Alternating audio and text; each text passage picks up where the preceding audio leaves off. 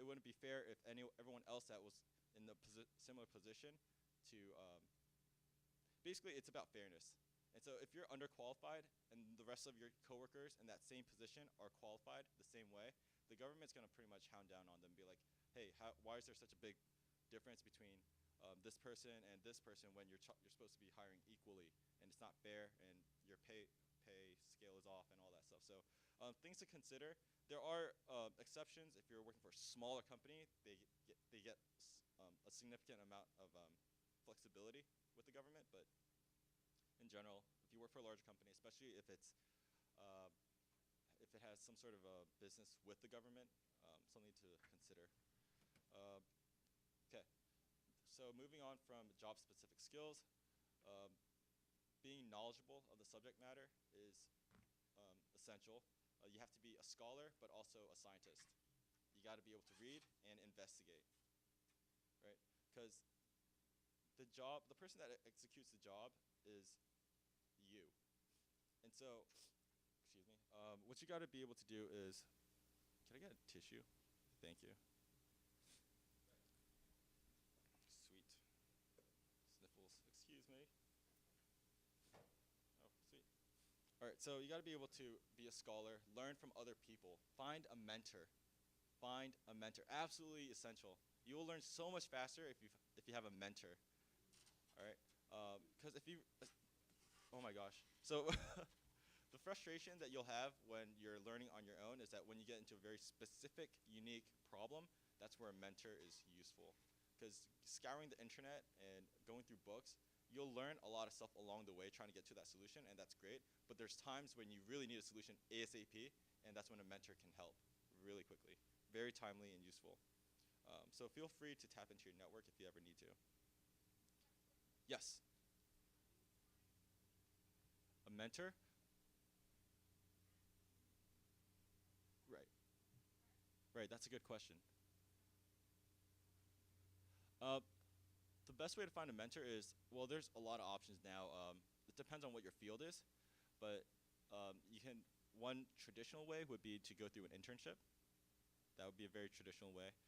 Another way would be going through people that know people that know people. LinkedIn is a very good way to do that. Facebook friends, maybe, if at all. Go to networking events. There's an app called Meetup, meetup.com, I believe, and they have interest meetings for people of like interests, and they can be from hobbies to professional interests.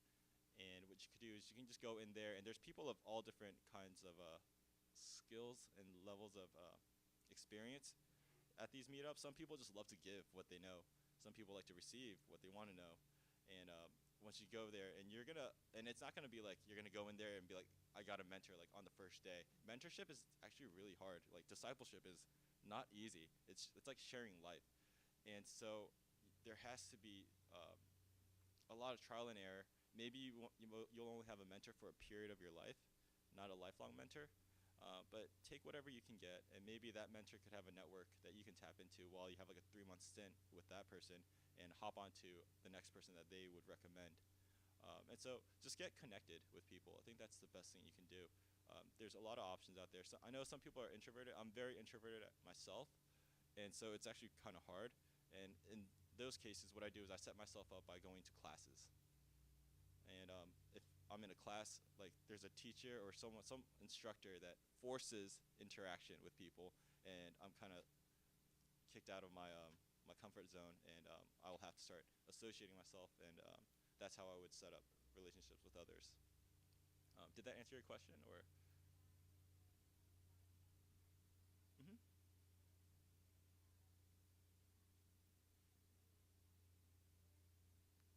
Hmm. Yeah. So my first position, working in HR, I had the military director, or the militant director, correction, and he and I, like, if we're not, um, like, I would do my job, but every day we'd spend an hour in the morning covering stuff that he would know, and and part of it was like, yeah, he had to approach me for it, but then the other part of it was like, I had to tell him like, look, these are things I need to know, because these are the issues that I'm facing while I'm working for you. And so there's got to be like this communication or open communication of like this is what I feel I need to know, and this is what I feel, and this is what you feel that I need to know. That has to happen between you and the mentor. Um, and so that's a very formal situation. A bit of a informal situation was I run as a I just like to run. So that's when I needed to find a coach as a runner. And so I actually went out to go find interest meetings for runners, and I just started running. And there were people that ran for like 20 years and people that ran for 2 days. And I had to just find the one person that had all the information that I needed to know. Sometimes there's certain mentors that I had that only stuck with me for one race, maybe about 2 3 months. That's kind of like how the running community is sometimes. But um, yeah, that's that. I guess that's one informal way of finding a mentor. Um, yeah, I think that would be it. I mean, do you have? Yeah. Okay. Just wanted to make sure if I answered that fully. Okay. Does anyone else have any questions regarding mentors and finding mentors, real quick, before I get back into it? All right. Okay. Uh, Now the third thing that I want to talk about reaching is having the courage to succeed and fail. Because if you don't fail, then it's kind of pointless to succeed. Like the fruit of succeeding is in the failure of it all. And so I have this Bible verse that I pretty much live by. It's like my favorite Bible verse because it's so awesome. Um, well, the whole Bible's awesome, but this one kills it for me. It leaves me in a wreck. So Jeremiah 32:27 it speaks so loudly on the character of God that it's just like, dang, like who wouldn't want to be with God? And it goes like this: I am the Lord, God of all mankind. Is anything too hard for me? Dang. So, um, and then I follow up that Bible verse with Philippians 4:13. I can do all things through Him who strengthens me, right? And so, what I like to do is whatever the Father says, I want to say it myself because I'm a son. So if God says, "I'm the Lord, God of all mankind, is anything too hard for me?" He's basically saying, "I got this. I got this." He's like, "I'm God. I got this." So I'm like, "Look, I'm God's son. I got this because I got God, right?" So keep that in mind while you go through these issues and challenges that you come across. Edison said one thing about failure, and it's really interesting. He said, "I have not failed. I just found 10,000 ways that won't work." Right? So failure, regardless, is progress. Now, there's smart failure, obviously, because you have to fail in a way that you're trying to get to a place. Don't just fail for the sake of failing. That's just getting nowhere. Uh, and then one more thing about reaching would be to be better or improve in being able to answer questions that you don't have the answer to and other people don't have the answer to. Because when your CEO, like, or your CFO or someone above you asks you a question that they can't answer themselves right now at that moment, you got to be the one to be able to answer that, because that really shows dependability, reliability, and it shows your ability to respond and be teachable. All right, and so ruling. What does ruling look like once you're in a new career? It's the ability to train others. That's when you become a senior or a manager or assistant manager or something of that sort. You're able to successfully execute the position, and you're able to take this particular job to a new level, right? So you pretty much exceed everything that the job description has, and then you tack on even more things to it that go above and beyond. Because the job description, to be honest, with the job description, that's the bare minimum. Like I worked writing job descriptions, like 120 job descriptions for a company. That is the bare minimum. Like if you're not hitting the bare minimum, good luck. Maybe that's not your job. That's not the position that you should be pursuing. Right. So where do I start? These are some simple tools that I would like to share in regards to how to get into a new position or a new career. Um, it's divided into two parts. The first part is personal. Determine your gifts, your passions, and your values. This uses the GPV formula. It's all over the internet. I really am for it. Your gifts are your strengths. It's the stuff that I was talking about, like your strengths, your soft skills, things that you've acquired, your assets, pretty much, your tools. And then your passions. Where do you want to apply your gifts? In what field? Is it for a cause? Is it for a particular outcome, for a goal? What do you want your passions to look like? And then your values. When you're younger, you just want the cash money. When you're older, you want a work-life balance, you want retirement, maybe good health insurance, a good benefits package. This is my HR side coming out. Um, Financial stability, maybe even fame.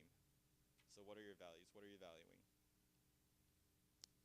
Uh, One thing that we all need to know is that isn't it true that pretty much no one knows about the way that you think better than you do yourself. So remember that while you try to look for a position. Um, and if you're trying to go into a new career path, one thing that I did that was really useful was the Myers-Briggs test and the four temperaments. And I really learned a lot about myself. And then I also recommend the Strengths Finder based off of other recommendations. I haven't done it yet personally, but I would like to do that eventually. But the Myers-Briggs, there's a lot of resources out there in regards to, all right, this is your personality type, maybe you should consider these type of jobs. And if you're looking into going to a totally new career path, that's what I would suggest.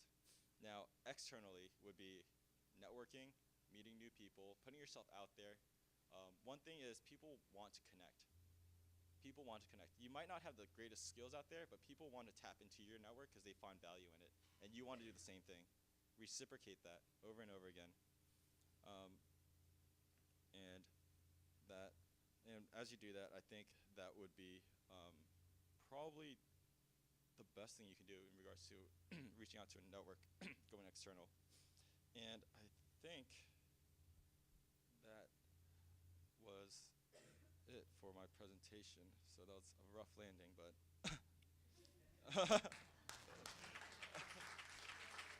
thank you. So do we have any questions? Any? Yes.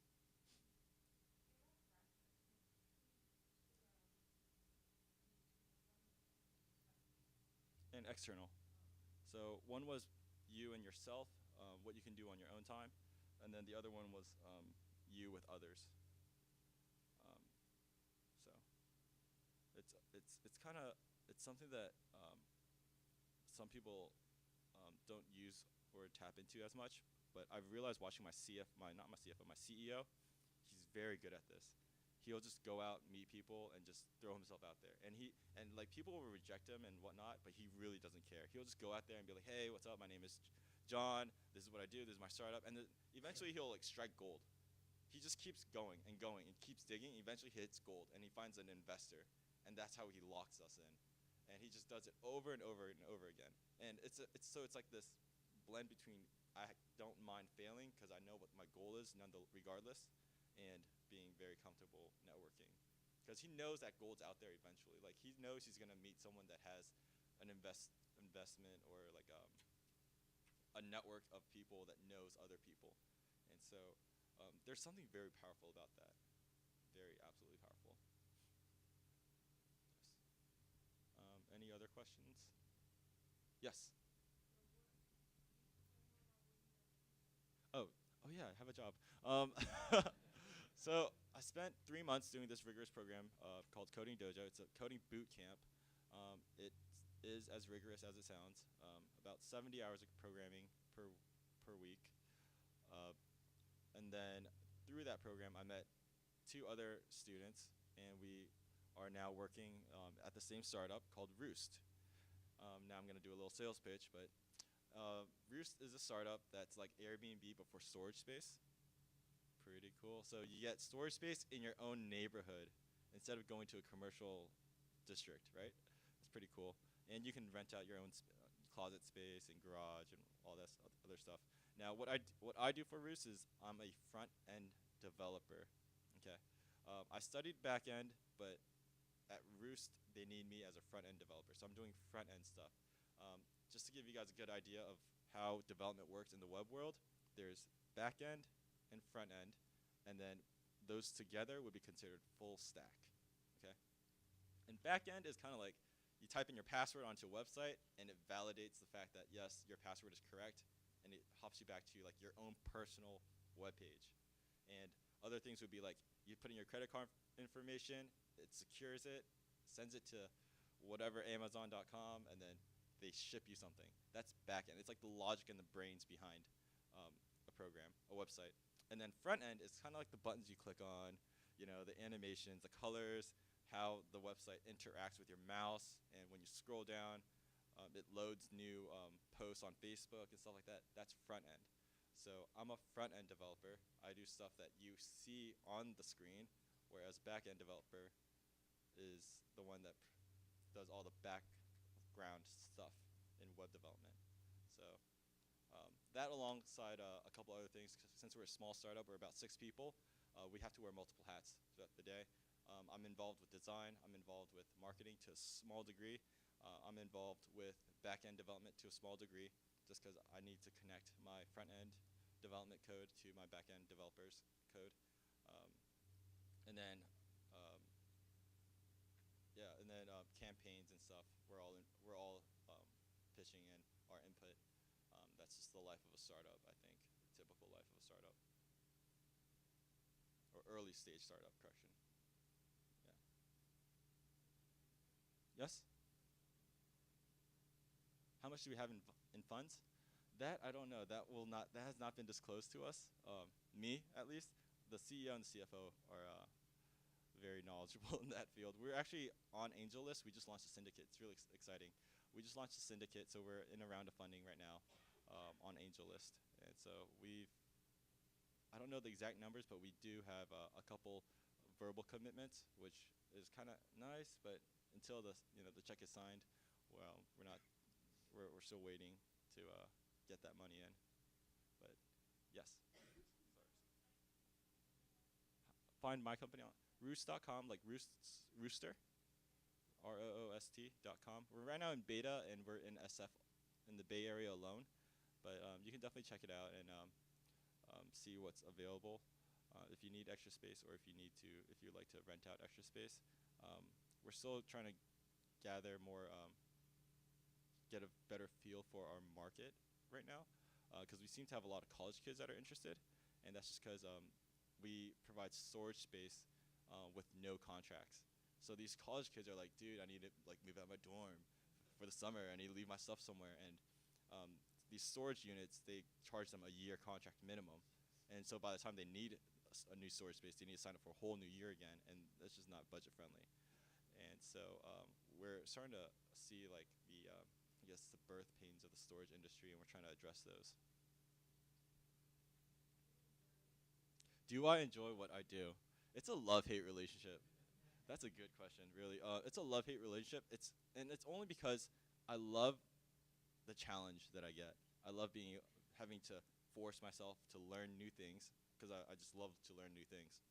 And then the thing I don't like about it is that it's because I have to put out fires in a way, because since we're a real business, now if I was building my own project and then I just put up on the internet, like there's no pressure. But since we have investors checking our website, and then we have real customers, like we have a couple customers that are actually using our website right now, we have to be really responsive. And so there's times when I would have to go into the office at like 5 or 6 a.m. because like the computer that uploads the code like went offline, and we're like, oh my gosh, freaking out. And I live the closest compared to everyone else, so I get to the office first.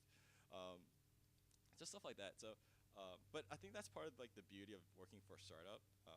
You don't have all the resources and the assets that you need to run very fluidly, so you just gotta roll with the punches. Um, so, I, overall, yes, I do like my job, and I would like to continue to stay. Oh, sorry. Why do I do what I do? For a number of reasons. I like what I do. It's challenging. It allows me to be creative as a very square and numerical type of guy. Um, Being able to code allows me to be creative in my own way. And I think Mickey will talk on creativity a little more, but and how creativity can be expressed in so many different ways. But I think my personal way to express my creativity is through coding, and I can creatively produce something that's visual, and I can creatively produce code that solves a particular problem a very unique way. And I find that very interesting, because you can solve the same problem with in so many different ways with coding, and a lot of the times you'll get the same result, but it's just interesting when you see other people go through the same problem and solve the same problem in a different way, and it's super cool. It's like some people are just so brainy, and some people are just like it's not it. So yeah, it's just I find that very interesting. Yeah, I'll definitely see that. No, I definitely see that. I'd like to grow more into this career path. I do have a bit of a habit of like career hopping, but I think overall, the skills that I use applied in a previous position apply to the next position to a certain degree. Like in HR, I worked doing market data and research, and then in my next position, I learned how to do research for technical products.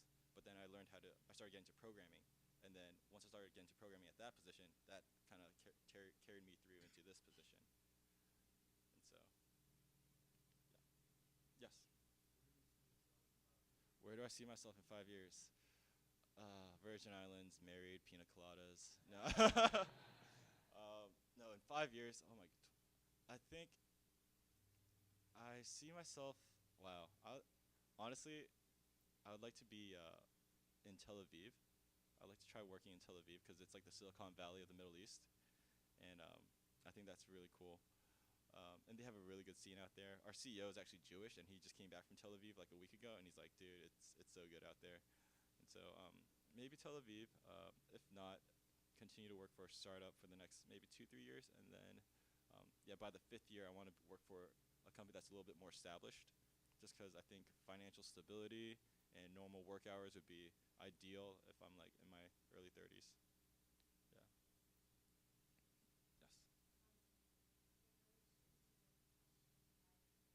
Mhm.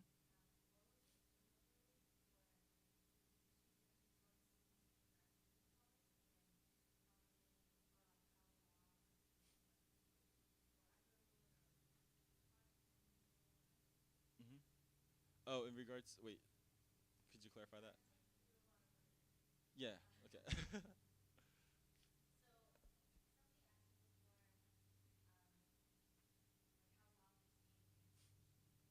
Oh, okay. Okay. Okay. Okay.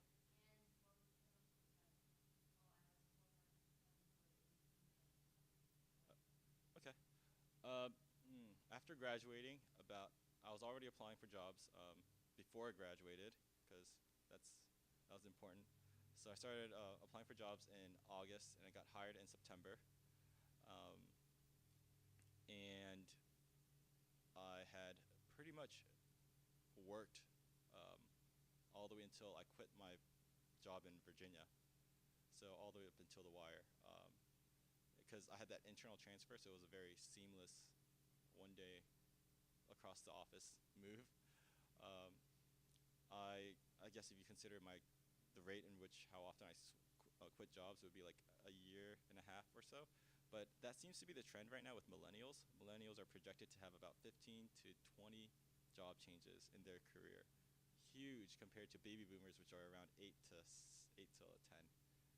Um, so that's a very big trend. If anyone is hiring, FYI, you might not keep your young folks for too long. They're a little antsy. Um, Now, from Coding Dojo, my stint with Coding Dojo to my job at Roost, that was a 3 month season of wilderness. Um, I was applying for a lot of jobs. Oh my gosh, it was such a great experience. So I applied for PayPal, and I got into the final round, and I got dropped. So that really stung because the money was good. Um, but then I think I wouldn't trade my experience with Roost for anything right now because I get to work with two of my friends that I've met ever since I moved out here from the boot camp, and so we all know each other's skills and what our I guess tendencies are and temperaments are. So we're really efficient at working around each other and working with each other. Yeah, I think that's it. Is that it?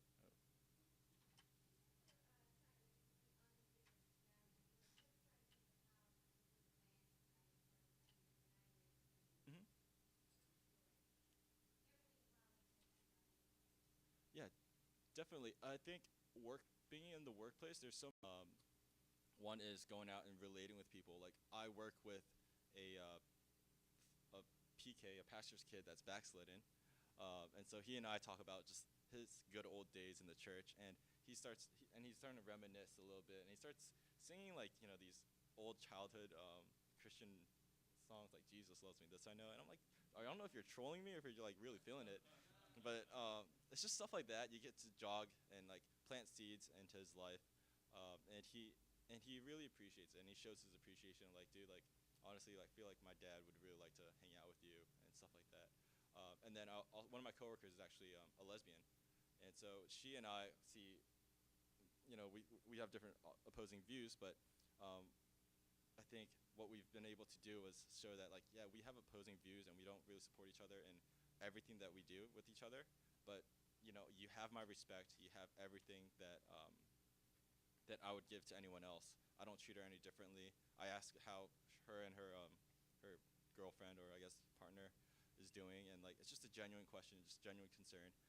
She knows that I have a particular stance in that field, and she knows, and it's like you're still trying to reach out. I'm not trying to make what her lifestyle is like so much more different than other people's lifestyles, because in the end, like the gospel is for all people, right?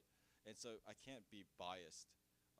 And I've loved the fact that like she knows that she knows that I'm a Christian, and she doesn't show that bias to me either. Because it can get really nasty between the two sides, but between her and I, like we're super cool, and so yeah, that's one way I advance, I guess, spiritually. Okay, cool. That was excellent. Excellent job. So this is what I want us to do. We've got about 12 minutes before our next presentation. So I want to just boil this down to three things. Number one, risk. Number two, rigor. Number three, resilience. So he took a risk. His decision to change career paths was a decision to take a risk, but that risk was based on his knowledge of who he was. He realized, I'm not an accountant, but I'm good at technical things. So he obtained a knowledge of himself. He talks about going through Myers-Briggs, StrengthsFinder. We didn't do StrengthsFinders, but Myers-Briggs, 4 temperaments. So he was gaining knowledge of himself, and that knowledge of himself became the foundation of his decision to take a risk. Changing career paths is a risk. So the first question you need to ask yourself is, how tolerant are you to risk? And secondly, how tolerant are you? Is your ability to take risks based upon your knowledge of the way God has designed you? You need to take a risk that is in agreement with the way God has designed you, rather than a risk that seeks to subvert your design. What I mean by that is, if you're gifted in music, don't try to take a risk in the realm of technology if you have no gift for technology. Does that make sense? So no, I'm just going to step out in faith, but it's an ignorant risk because it's not based on the knowledge of how God has designed you. But once you've discovered your design, are you willing to take a risk in that realm? And then secondly, rigor. He talked about learning binging. The rigor of, number one, being willing to learn and study and probe. And number two, to be mentored and be taught, be teachable.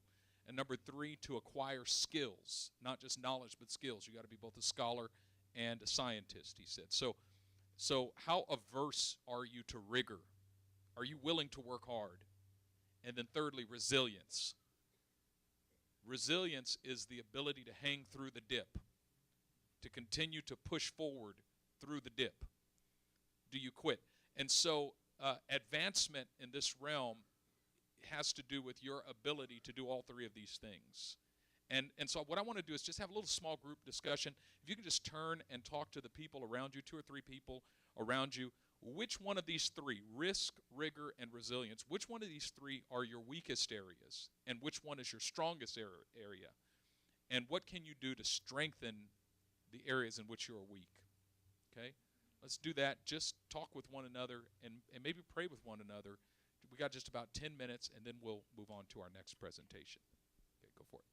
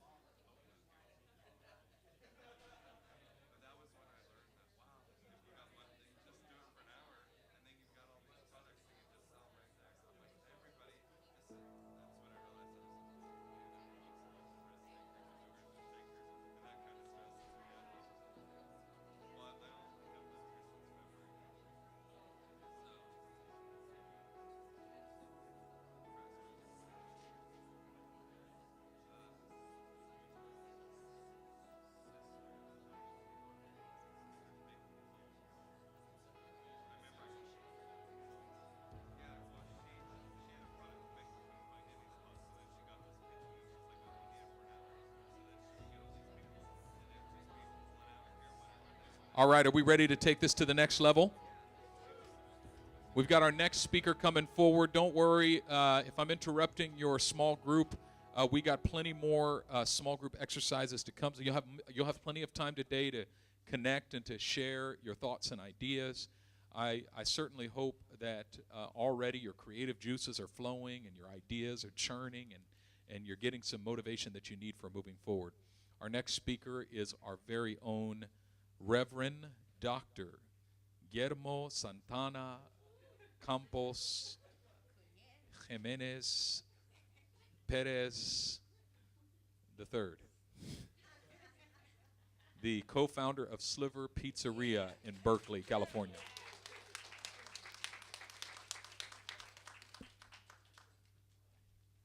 All right, good morning.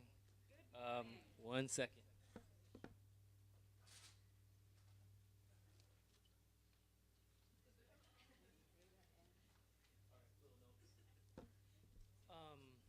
Okay, good morning. Let's see, my name is Guillermo Perez Cepeda Campos Sandoval del Cruz Gutierrez III. He's always trying to get it, but he can't. But anyway, it's not really my name. But my friends call me Willie. My real name is Guillermo Perez. Let's see, I'm a husband. I'm a father. I'm a father of 4 kids, 3 girls and 1 boy. I'll tell you a little quick story about my boy. His name is Adrian Guillermo Perez. I wanted Adrian Santana Perez, and then Pastor Daniels pulled me to the side, whooped me, and then anyway, it's Guillermo. Yeah, I had to listen to my wife. Anyway, so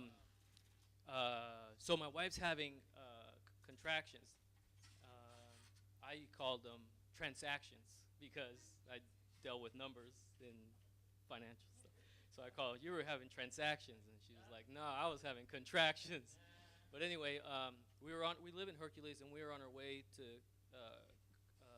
Kaiser in Oakland, and they're coming every 2 minutes, and basically, once we started passing San Pablo Avenue, the overpass in University, the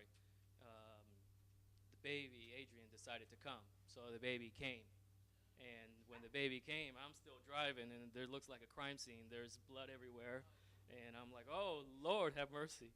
And it was like 4 in the morning, and I pulled over to the fire station in Emeryville here off of Powell. And as I'm pulling out, there's a police officer. Oh, thank God. And I started waving and honking at her, and she thought I was crazy, and she kept driving. And so I made it to the fire station. I said, I'm not going to the police station. I'm going to the fire station. And I knocked on the door, and the guy woke up. He was sleeping. He had some shorts and some big boots. And I said, we just had a baby in the car, and can you help me cut the umbilical cord? He's like, oh, let me call the ambulance for you. I'm like, oh, man, who's going to? So anyway, the best advice he gave me was turn on the heater. So if you guys are ever in labor, turn on the heater, let the baby be real nice and warm. Anyway, ambulance came, cut the umbilical cord, everything's great, and he's just Adrian. Yeah. So then on my birth certificate, on the birth certificate, they said, well, you can't. Where was he born? He wasn't born in Kaiser, so we can't give you a birth certificate. So I was like, well, he was born on 80. It was like on 80, and it was almost like Paul on the road to Damascus, you know? I mean, he was born. Anyway, that was interesting. So yesterday we have our birth certificate to little Adrian, and it says born on an automobile, place, Highway 80. So anyway, that was fun.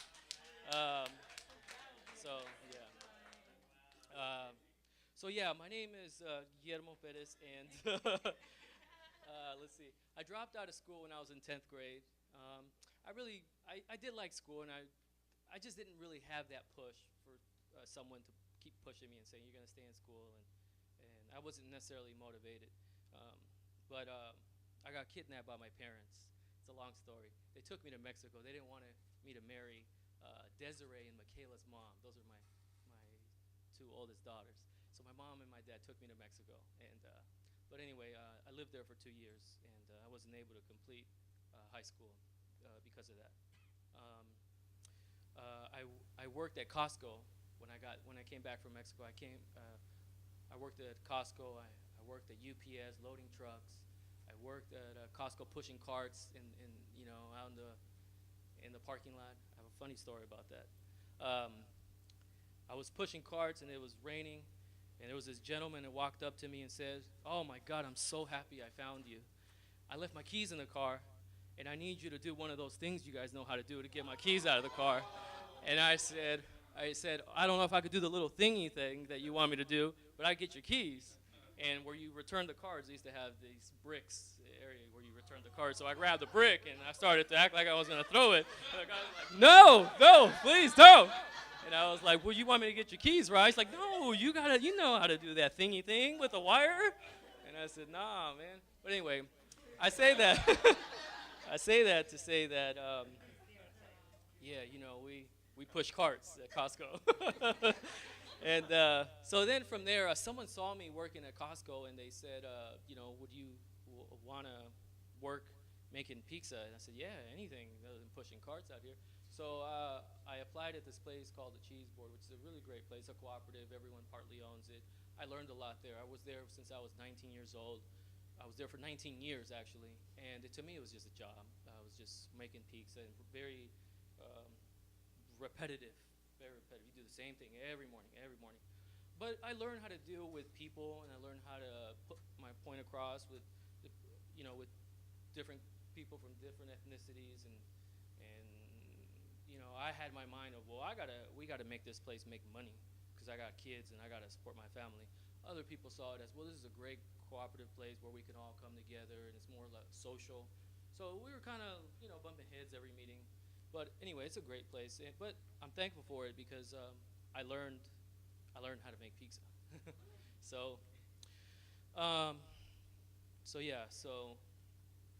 how did Sliver come about? Well, there's this young lady named Pastor Sunny, and she would go on these mission trips, and she would come back, and she would have this great team of videographers, and put up these videos and of things that were happening in like Indonesia, Africa, Ethiopia, wherever they were going. They were bringing these videos, and my heart was really compelled. Like, man, I would go home and I would think, man, these kids, and how can I help, and what can I do, and it kind of kept me up at night. And I kept thinking, there's more to life than what I'm doing, like just going to work and waking up. And I have so much, even the little that I had, I felt like I have so much. And I kept thinking of the videos, and I would go on Facebook, and I would replay the videos again. I would watch them, and it kind of just kept speaking to me, like, man, this is my spiritual mother. This is her heart, and this is her need, and she's putting it out there. I gotta catch this. I can't just like let her go out there, let her go get eaten by bugs and stuff, and for her son not to respond to her calling, So anyway, keep that in mind. And then a few months later, there was this pastor named Diane. I happened to stop by Pastor Benjamin and Pastor Sonny's home, and I've never met this woman. She's actually right there. She can wave. I never met her, and I heard of Pastor Daniels, but I've never seen or met Pastor Diane. And she came to me and she said, I want to pray for you. And keep in mind, this is while I'm still making pizza, this rigorous, regular job. And she says, I see franchises in you, and I see you having franchises. And it felt really good to have just someone say something positive about you. Let's just leave it at that. Just to believe in you in something. It just felt good, especially when you grow up and you grow up kind of like. Let's just say you always get the short end of the stick, or they always accuse you. If something goes wrong, they look at you. So when someone actually comes out and says to you, like there's greatness. I mean, if she saw a franchise in me, there must be greatness in me. I thought, whoa, that's pretty cool. But I didn't quite believe it because I didn't have anything in my past to kind of say, well, my parents own these franchise. Eventually, I'll own this. I didn't have anything. Yeah. So. But again, she she left something in me, birthing in that. So then there was this pastor named Benjamin Robinson, happens to be here, and he's always been my spiritual father, and I've always gone to him, when things go wrong. And he taught this class called the Abba Conference, and he really made me, understand that about my identity, because I always struggled with my identity. We stole cars and did things on the street, but very typical things that other kids do. But I always struggle with someone. It's very typical. Everyone does it. Oh, y'all don't do it? Oh, y'all don't do it? He does. All right, Sean, I got one. Okay, and Pastor Benjamin helped me establish my identity as a son of God. I got a glimpse of how it was to be a spiritual son from Pastor Benjamin. Like, my father lives, and we have a great relationship now, but I didn't have a relationship like this with my father. My father was too busy working, and he had 5 kids, and I tip my hat to him. He did his best he could, and he's actually a really amazing man now. So anyway, I started kind of getting a glimpse of what it was from Pastor Benjamin, how it was to be a father. There's a couple of things that I learned about him that he doesn't know. One was I noticed that when we would go and go get ice cream, or Pastor Benjamin loves ice cream. When we would just walk the street or go for a walk down in Emeryville, his character in the church is really the same character on the street. And I admire that, because I always seen people flip the script. I always saw people, what's up, dog? Yeah, oh yes, sir. Depending where they were at, they really flipped the script. And it was pretty awesome to see someone that was just, this is who I am. I remember him telling me, I only know how to be me. This is who I am. And it was very, man, that did something to me. I said, I want to be that. I want to be me. Well, who the heck am I? I started to really trying to dig into it a little bit more. So he taught this seminar. It's called the Abba Conference. And if you guys ever get a chance to attend, it'll change your life forever. He talked about purpose, identity, mission. But what I got out of it at that point was, who am I? I am a son of the Most High God. God is so proud of me. And then I started to really think, I could have died here. I got shot over here. I got taken to Mexico. I could have stayed there. And God has brought me to where I am today because he has a purpose and a mission for my life. And it really spoke to me. Anyway, that Abba Conference, it just rattled my life forever. It was, I kept thinking about it. I talked to my wife about it, man, this is deep. If everyone can get this part, forget about the whole healing and even speaking in tongues. If we could just grasp this one thing, that we are sons of the Most High God, that's very powerful. Man, that's the big boss, and I'm his son. That's inherited. I started to really try to piece things together. It just made a lot of sense to me. So then there was a gentleman named Pastor Daniels. Very quiet. If you ever see him, he's gonna fool you. He's very quiet, but he's mighty deadly. He pulled me to the side, and he really spoke boldness to me when he prayed over my life. And I felt really bold after he finished praying for me. I felt this boldness that I could really do whatever God places in my heart. And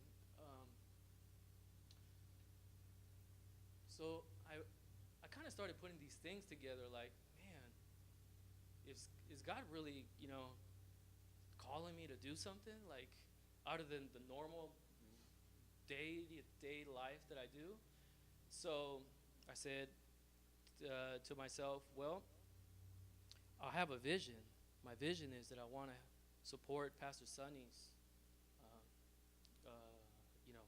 missions, and I want to be able to not go out there.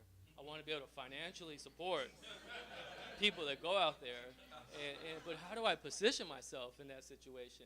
So I talked to PV, and I said, I want to quit my job, and I want to be able to start my own pizzeria, and I want to give, this 7%, and I want to be able to do this and that. I allowed myself to dream, and everything that I kept saying to myself that I wanted to do, I heard the Lord say, everything you want, I can give it to you times 100, if not 1,000. And everything I kept dreaming, I kept, at the end I would say, I want, 2,000 square feet, and I want this, and I want it to look like that.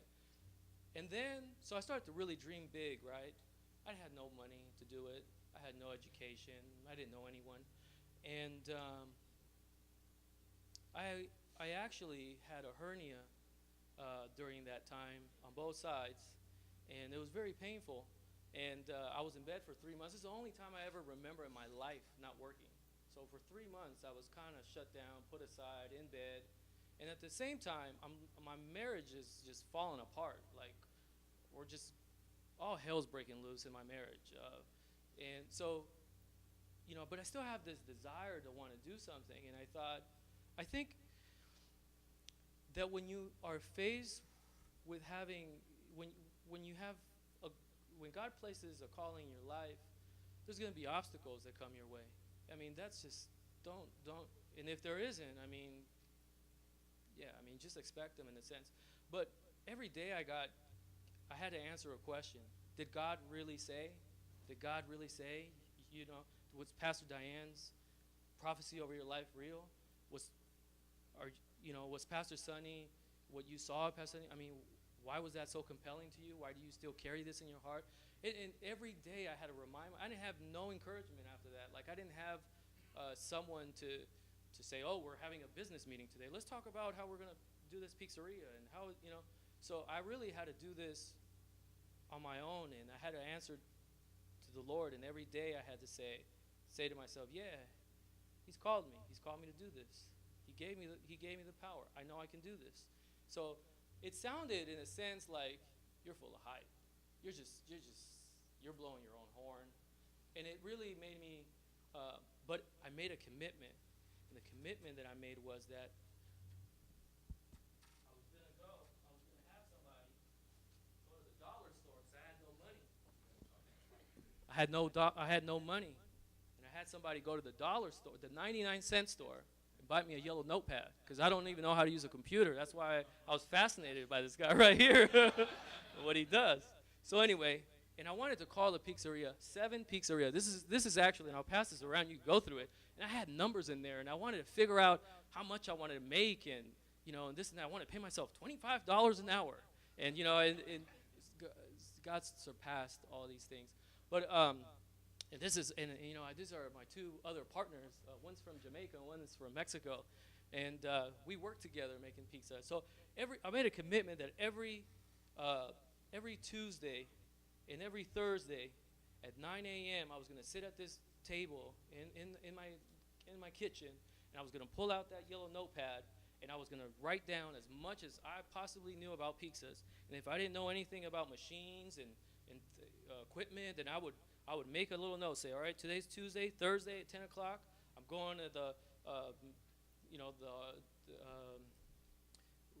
auction. There's an auction in San Leandro that they sell equipment, and I was going to walk around, and I heard all these people buying and bidding. I had no money in my pocket, and I kept walking around and looking at stuff and touching stuff and thinking, oh, this will be really nice to have someday. And I would walk back in my car, and I would see the thing on E, like, oh, snap, you wasted your time. You ain't got no gas to be out here in San Leandro. You sick, you should be in bed. And so I had all these things and I did this all on my own. Like, I struggled with this, But the next Tuesday I came up, and I would do it again. I would be committed. I would say, I bought me one book. Someone said, well, what do you know about marketing? I said, I don't know, but I'm going to find out about one book. It's called Guerrilla Marketing. And I went through it. You all right? Yeah. And I went through it. I couldn't even finish it all. And I went through it, and I started picking out little things and highlighting things. And I said, I'm going to do that, and I'm going to do this. But I just took little bits and pieces of things that I knew. I didn't know how to put a workforce together. I didn't know how to. All I knew is how to make pizza.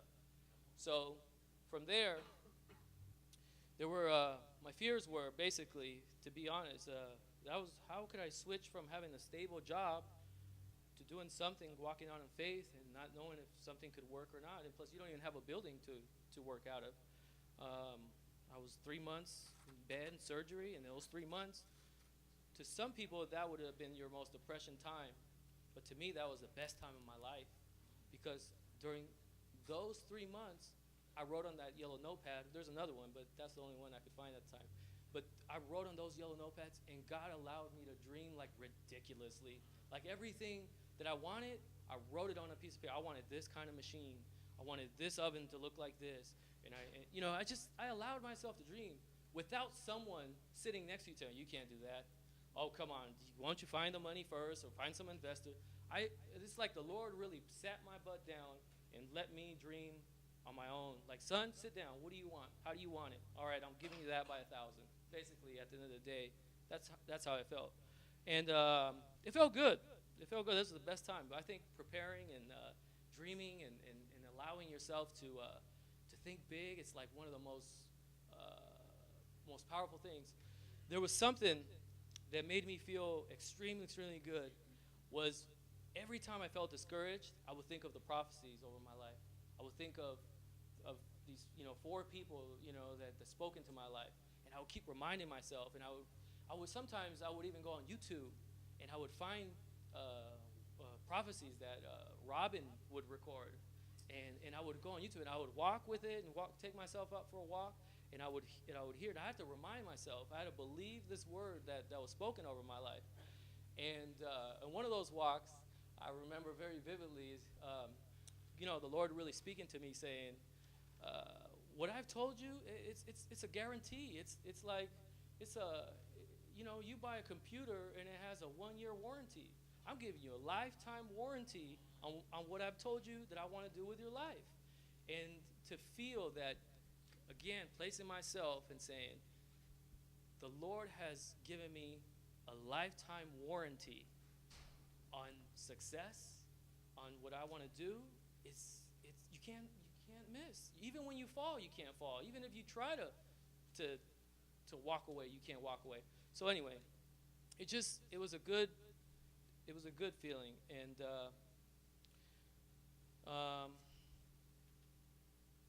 some of the things that kept me believing was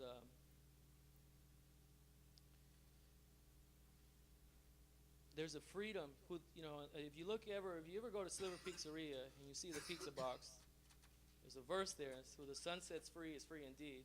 There's 2 reasons I put that. One, because I felt free to be able to dream and think big, with no money in my pocket and no building. The other side was that I wanted this pizzeria to help free slaves, modern-day slavery. I wanted it to help, encourage young kids from Berkeley High and high schools, and I wanted to financially support organizations that were keeping kids off the street. I want to help kids set free. So on the box, if you ever open the pizza box, it's on the side. Anyway, that's why we had done that. And there was a verse, and actually PB had written this book, and when you walk through the waters, I will be with you. And every day I kept thinking about that. Yeah, this feels real ugly right now. I was meeting with, my marriage was falling apart, and I feel that was the biggest hindrance of everything, because I felt money. I could go and do something and get a few dollars in my pocket, but my marriage falls apart. My kids don't have a home. I lose everything. So my marriage was very important to try to keep intact. And I would meet with a professional counselor on a Monday, which I had to pay out of my pocket. So I had to invest at a time where I didn't have money. But whatever is valuable to you, you will put money towards. And that's going to be the key to your success, is that if you're not willing to put time and even money into it, you're not serious. At the end of the day, you're not serious. It's a hope and a wish, but you're not serious. So I would go and I would pay this woman, and she would make me cry. And then I would jump in my car. My wife would jump in her own car. We would leave in separate places.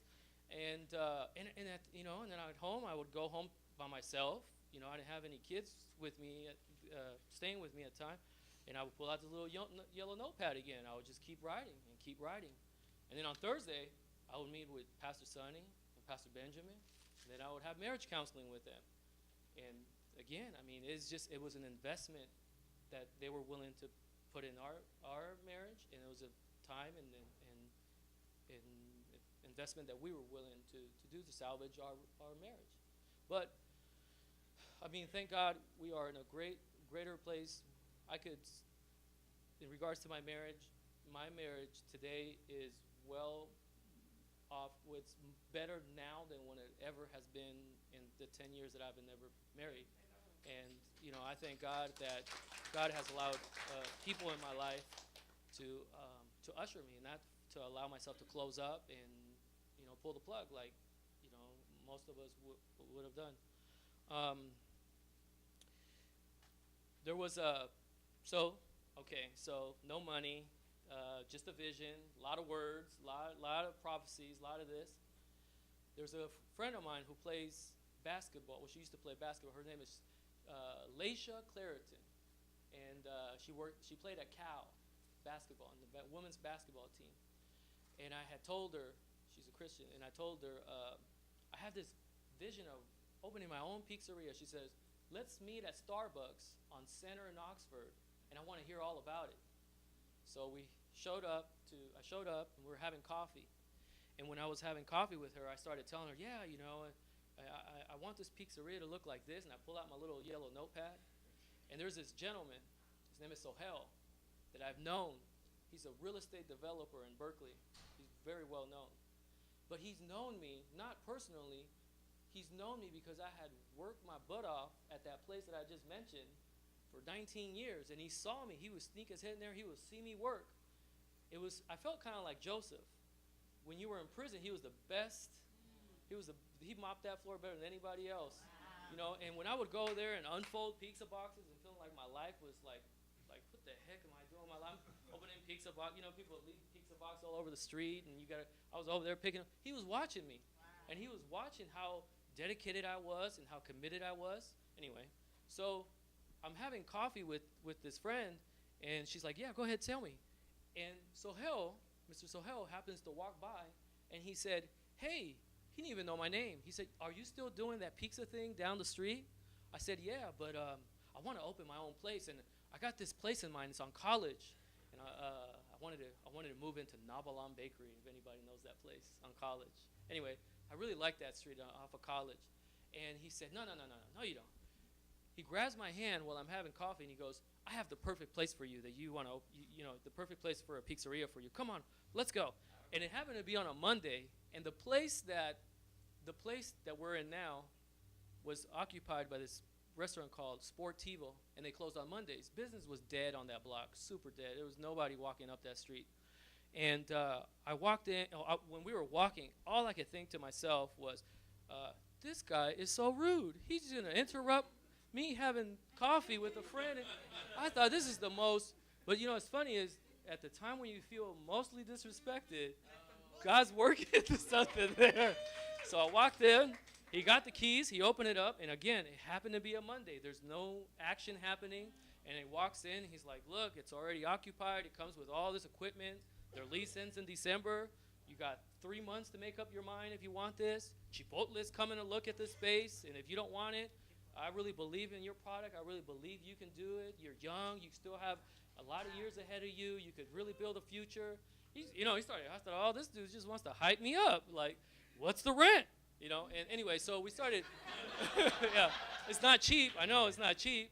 So he said to me something very powerful that I'll never forget. And all of you who are serious about doing anything in life, you're going to get faced with this. He said to me, Thursday, 10 a.m., be at my office. Give me an answer.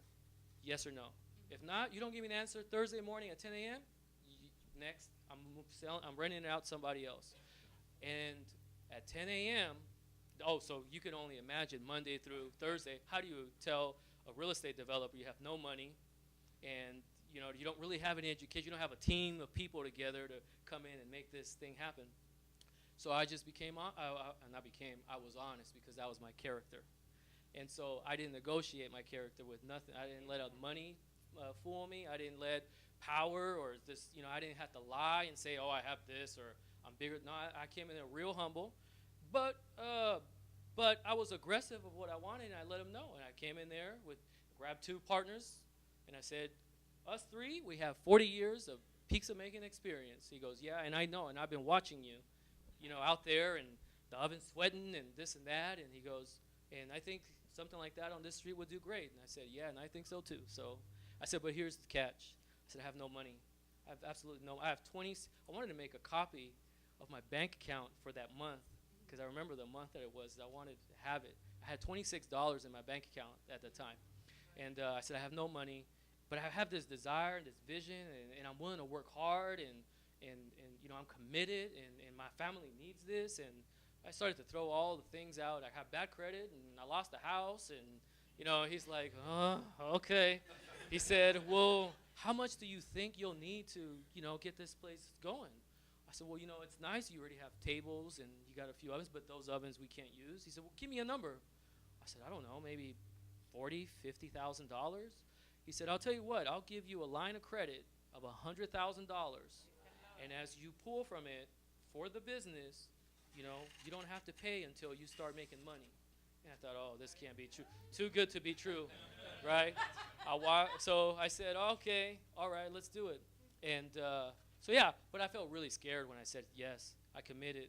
And there's a lot of scary parts to doing something you're not used to. And when I went and told my dad, and my dad's like, oh, too good to be true, don't do it. And I thought, oh man, my own father's telling me not to do it. So anyway, there was a time where I had to take a risk. So from that Thursday, I said yes. Then he called me and he said, I want to see you at Starbucks because I haven't heard from you in 2 days. And I feel you're getting cold feet, and I need to hear from you one way or another. And it felt good to be pressured to just give me an answer, yes or no.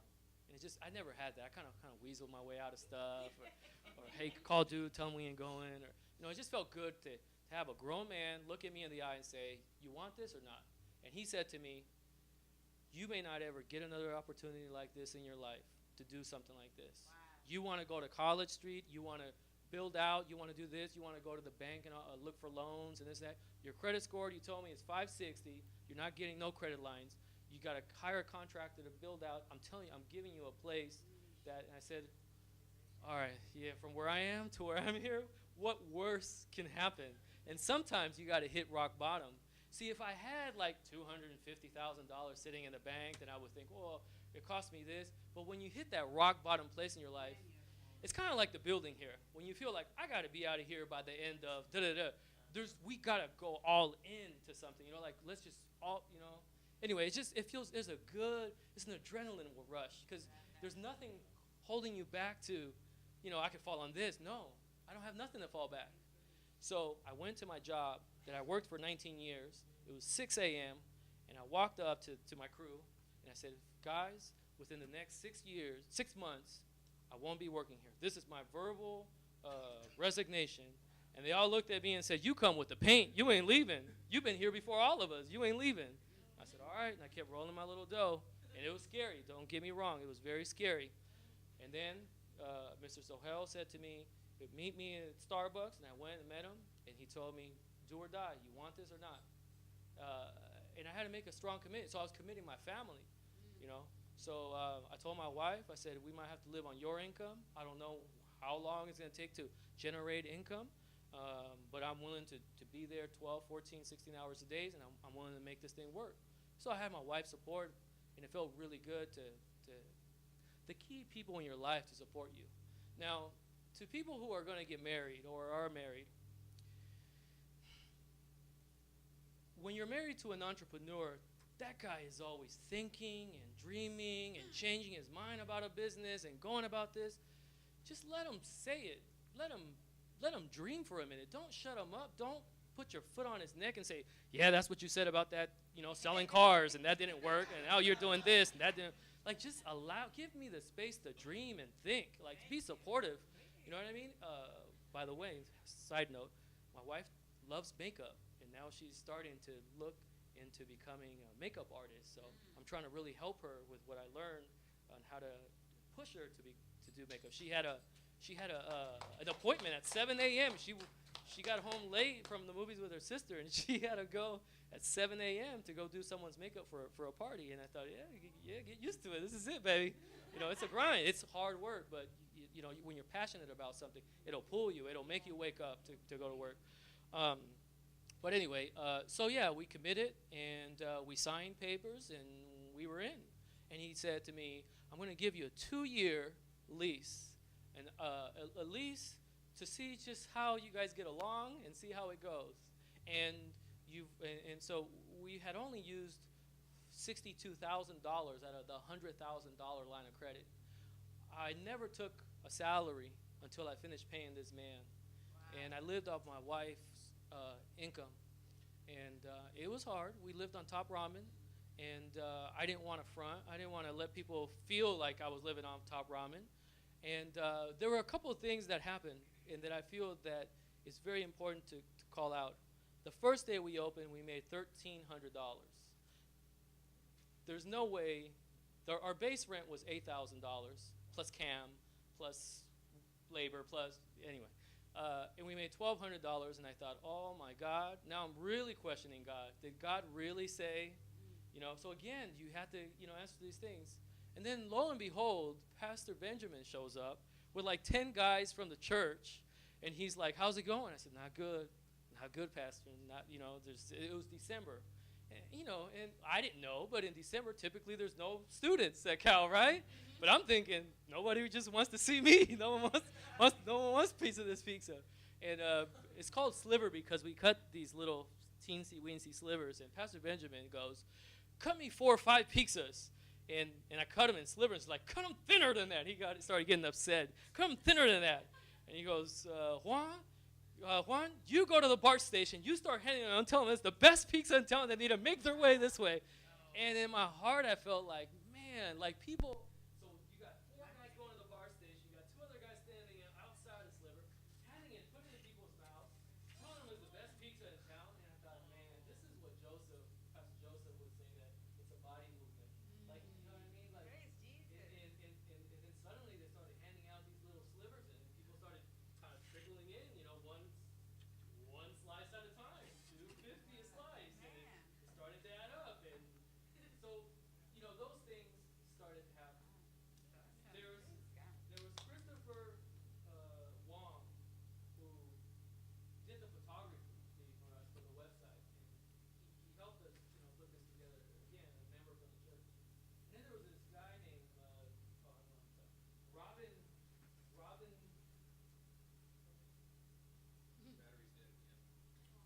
Robin Beret. And Robin Beret would show up with someone at Sliver every day, sometimes twice a day. And I kept thinking, dude, you're going to go broke, man. I hope they're paying for you. But the guy was just so committed to bringing friends. And then I would be baking, and I would look over, and I would see him praying with someone, or he had his Bible out. And I thought, man, this guy is the real deal. Like, he's the real deal. And so anyway, and then there was this young lady, we call her Devo, and she was doing graphic designing at the time. And I asked her, I said, I need a logo like by tomorrow.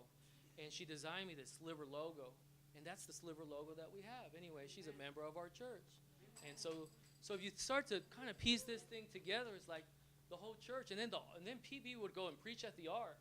And then all of a sudden, I started seeing a stream of people from the Ark Church coming in through the line, and I thought, oh, my God. The church is really keeping this place alive. At the end of the day, let's be honest. Like, if you separate church member, we're not making very much at this time. And they helped us weather the storm until the students got in.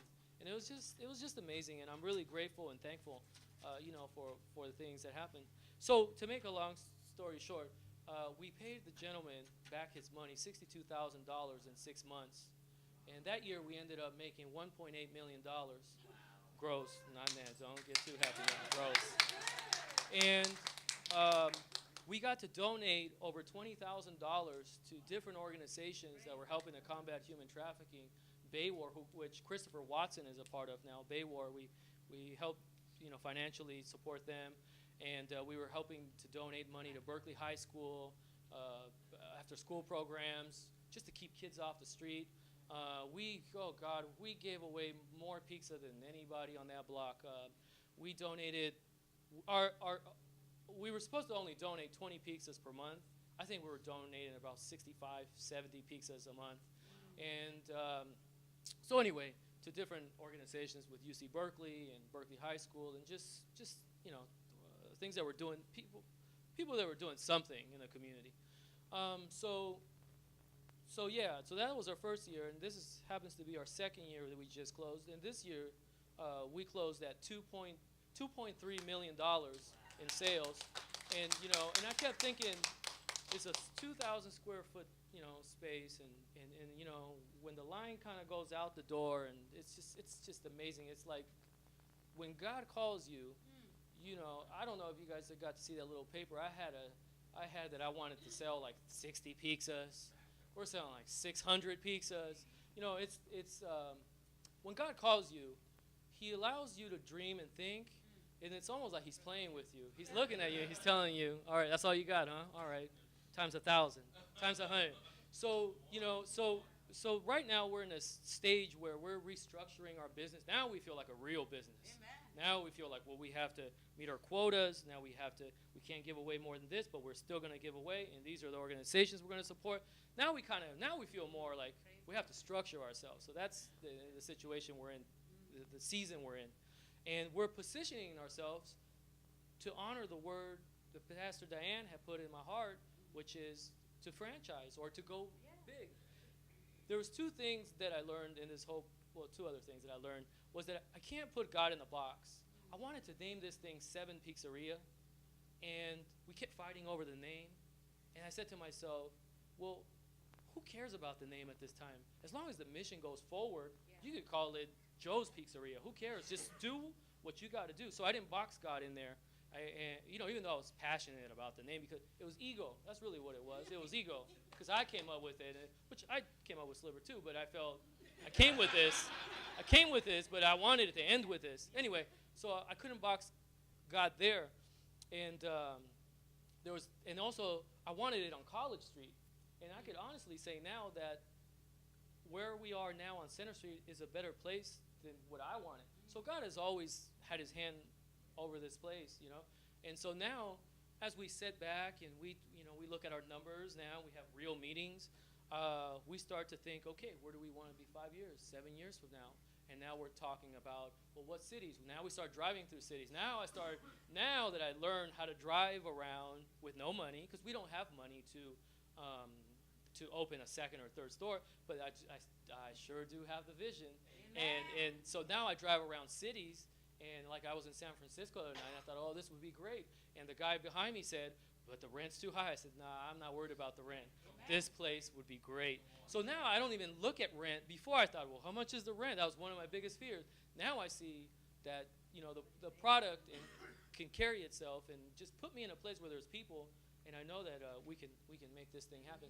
But my big goal and my dream is that Sliver Pizzeria, and even if I don't know, maybe I'll branch out and start something on my own without my partners. I don't know.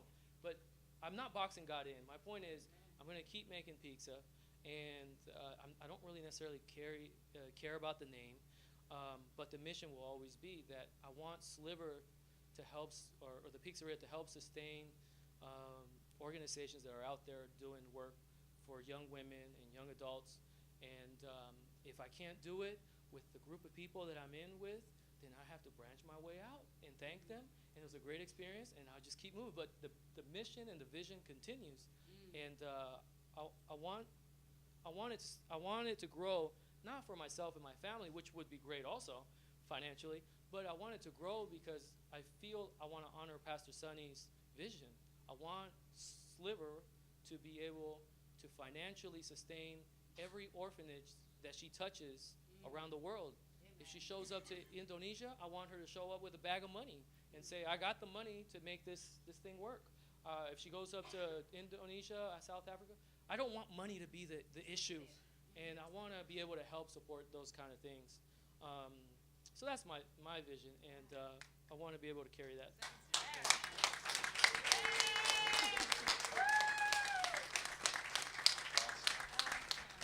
Awesome. Yeah, right. He needs that back. The spirit of the kingdom financier. Okay, stay here, Guillermo. Stay here because I think some people have some questions that they want to ask. Right? Are there some questions? Go ahead.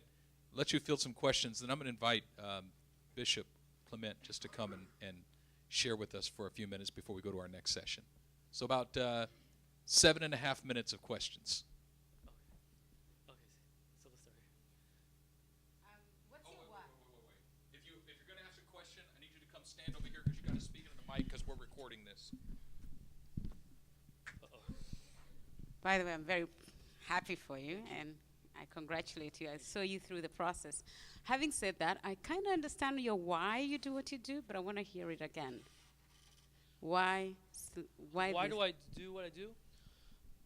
Well, the overall mission and vision that I have and I try to push with Sliver now is that I want to be able for Sliver to be the automobile, you could say, that financially generates the income to help nonprofit organizations or its own nonprofit organization that could possibly be in the future to help financially support orphanages that Living Hope is a part of, and also young adults from the high school. Since we've been positioned where there's a high school and a junior high school, you kind of see, they come in smelling like weed, and you see how they dress, and you see how they talk, and I mean, in reality, those kids are our future, and so we have to invest in them. So if, for example, you said to me, I want to send my kids to be on this football team, but I cannot afford the equipment and the tutoring because they have to have a C average grade. Well, I want Sliver to be able to find you a tutor, to pay for your equipment, and to hold you accountable to make sure that you're doing what you say you were going to do. So that's kind of the vision. I mean, I'm just thinking here, but I'm sure the Lord's going to do something ridiculous that we'll look back at this and be like, oh God. Yeah. All right. Yes. Hi. Okay. What is my question? So just seeing your notepad and being Misspelled, by the way. yeah, I did. That's fun. No, yeah, that's really English funny. is my second language, by the way. It's great. But having your notepad and like not even knowing where you're gonna be or what you're gonna do, as a young person who I have a notepad like that. I'm like, okay, I want this. I want to do this, God, and this is what I want to do, and I'm just gonna write it down, and it really doesn't make any sense, but we're just gonna do it anyway. Did you see, obviously you saw it like multiply, but where did you see it start, like, not, I guess, seeing it, like, was it something where you just had to make it happen, like, okay, this is what, or is it something that just kind of like just like birthed out of? No, you got to make it happen. Okay. You got to go and pound those streets. You got to share your vision with everybody you meet. You don't know who you're sharing it with. This guy could be a multimillionaire thinking, I got all this money, I need to invest in something, believes in your passion more than your product, and this person, you know what I mean, could fund your dreams, basically, that God has put in your life. So everywhere I went, I bored people to death. I kept telling people, I have this, I kept sharing it. I started even rehearsing. I can't do it anymore, but I kept rehearsing it to 2 minutes because I felt I was boring people too much. But everywhere I went, and I shared and I shook hands. And but more than that, more than just the talk, I was pounding the streets, looking for locations. I was looking at equipment. I was acting like the Lord was standing over me with a check saying, all right, son, well, how much is my bill going to be? Because I've already signed this check for you. Yeah. You know what I mean? You got to have that mentality that, well, pick what you want. What do you want? Yeah. You know, you got to have that kind of hardcore.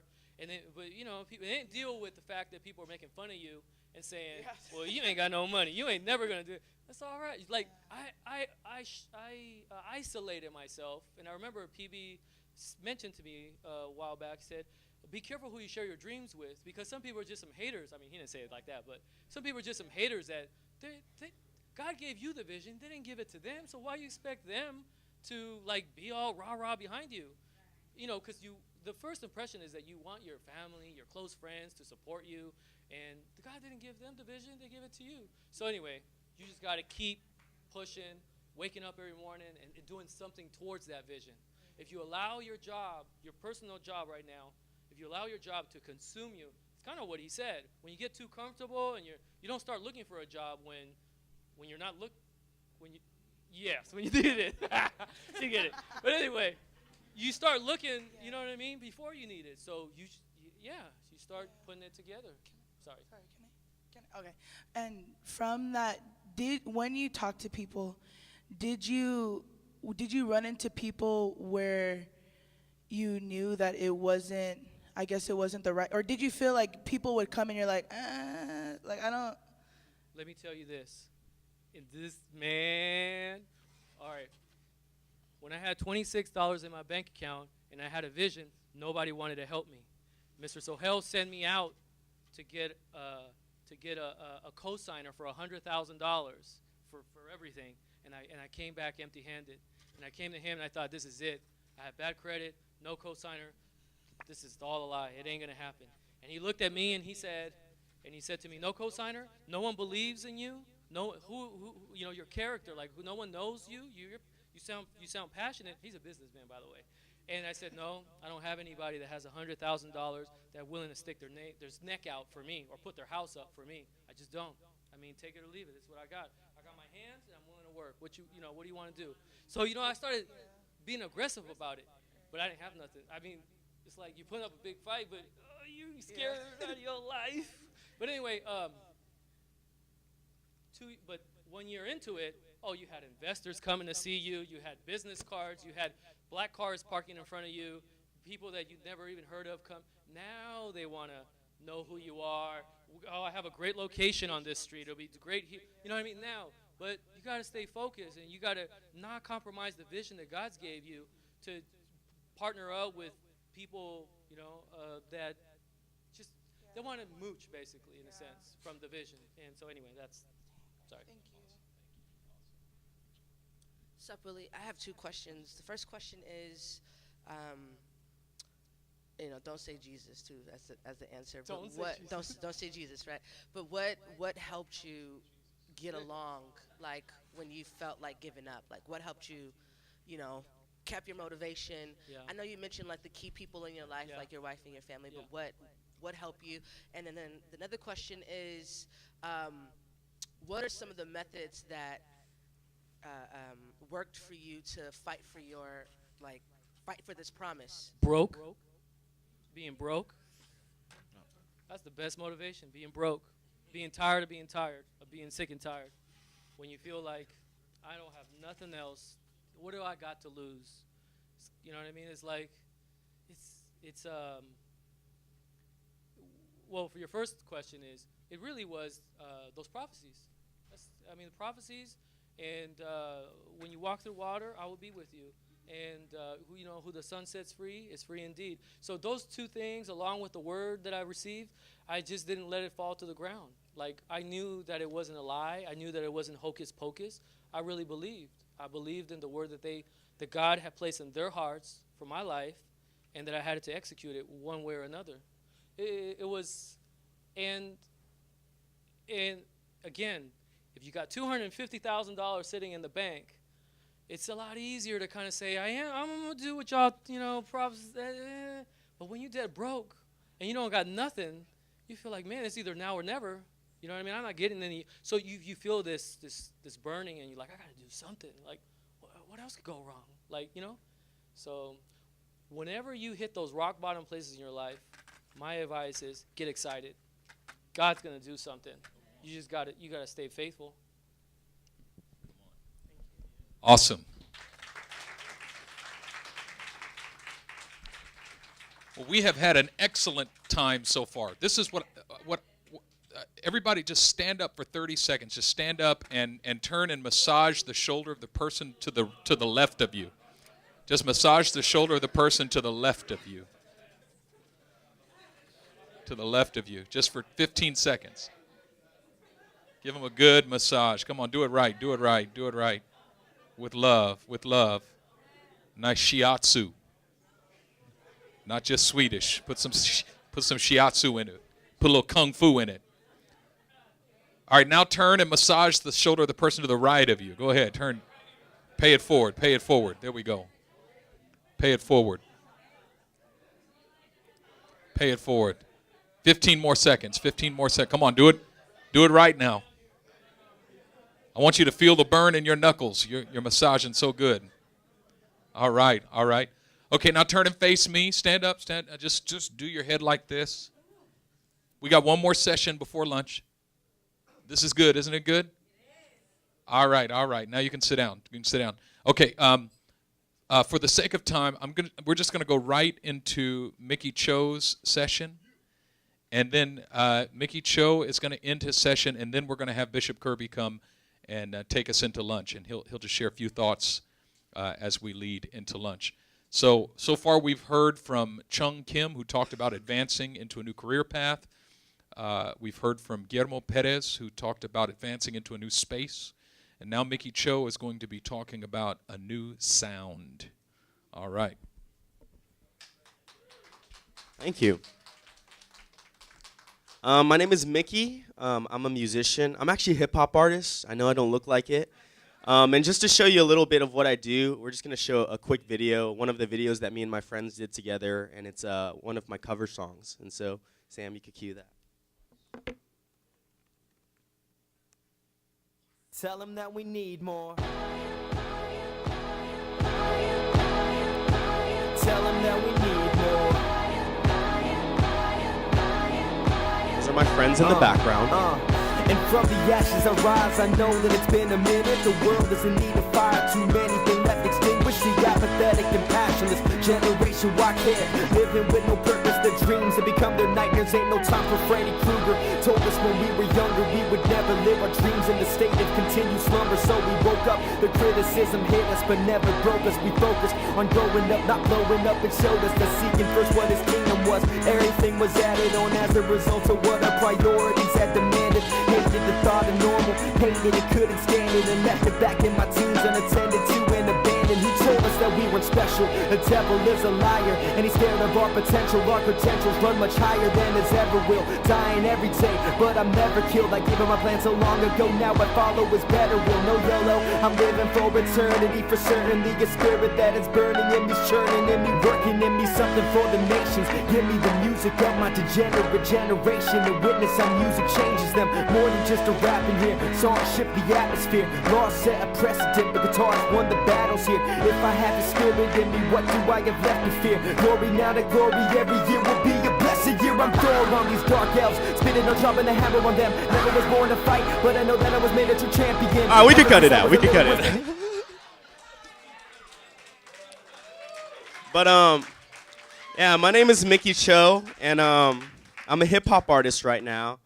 And you know, when I was born, actually my real name isn't even Mickey. It's actually Michael. So I've been lying to everyone here. My real name is Michael, and I was actually named after Michael Jackson. My parents loved Michael Jackson. And so growing up, I was really influenced by the king of pop. And so everywhere I'd go, I just had a natural desire to perform. And so even when I was like 3, 4, 5 years old, whenever my relatives came over, I'd be like I'd be doing the Michael Jackson dance in front of them and just busting a move. And so I had this desire, this love for sharing my gifts and my passions and what I love to do with people around me. And I fell in love with music at a young age. I think around 6 or 7 years old, my dad had this big guitar that was probably the size of my body. And I remember I didn't even know how to play, but I would just grab it and I would just start plucking the strings and start playing different notes and just figuring things out for myself. And I fell in love with the music at a young age. What I loved about it is just that I love the way that music made people feel, you know? I love that when you hear a song or when you hear a well-composed track or when you hear good music or good singers, like the way that it makes you feel, the emotions that it evokes, I just remember loving that. And I remember thinking, man, this is something I really want to get into. Then around middle school, I started falling in love with hip-hop. And the popular rappers at the time were like Eminem and Jay-Z and all these guys. And I remember I fell in love with hip-hop so much that I thought to myself, my God, can I? I should do this. And I remember thinking to myself, man, I really want to do this. It looks so fun. It looks so cool. I love the composition of the tracks. I love the lyrical cadences these rappers did. I love the content, even though it was really bad and dark. You know, Eminem songs, if you ever heard any. But I remember just thinking, man, this is something that I'd really like to do and get into. And so when I was around 14, the movie 8 Mile, how many of you guys seen 8 Mile? You know, every 14-year-old kid watching 8 Mile, they're like, yeah, Eminem, yeah, I could do it too. I want to be a battle rapper. And so I remember watching that movie and thinking, man, I want to really get into hip-hop. And so I started memorizing the lyrics to my favorite rappers. And so those are the Eminem songs and the Jay-Z songs. And I dropped a lot of F-bombs and S-bombs, and I would swear a lot. But I just had this desire to learn how to rap. And so I'd imitate their songs. Even if it wasn't good, I would just imitate the lyrics. I'd memorize all the lyrics and all the songs. And as I continued to do that, I started getting better and better and better at rapping. I could probably recite a line from the song, but I'd probably get kicked out of church and lose my job. But I kept practicing, and I kept getting better. And it got to a point where I started finally composing and writing my own songs. Now, at the time, I loved Eminem and Jay-Z. And so when you're starting off with anything, it always starts with imitation.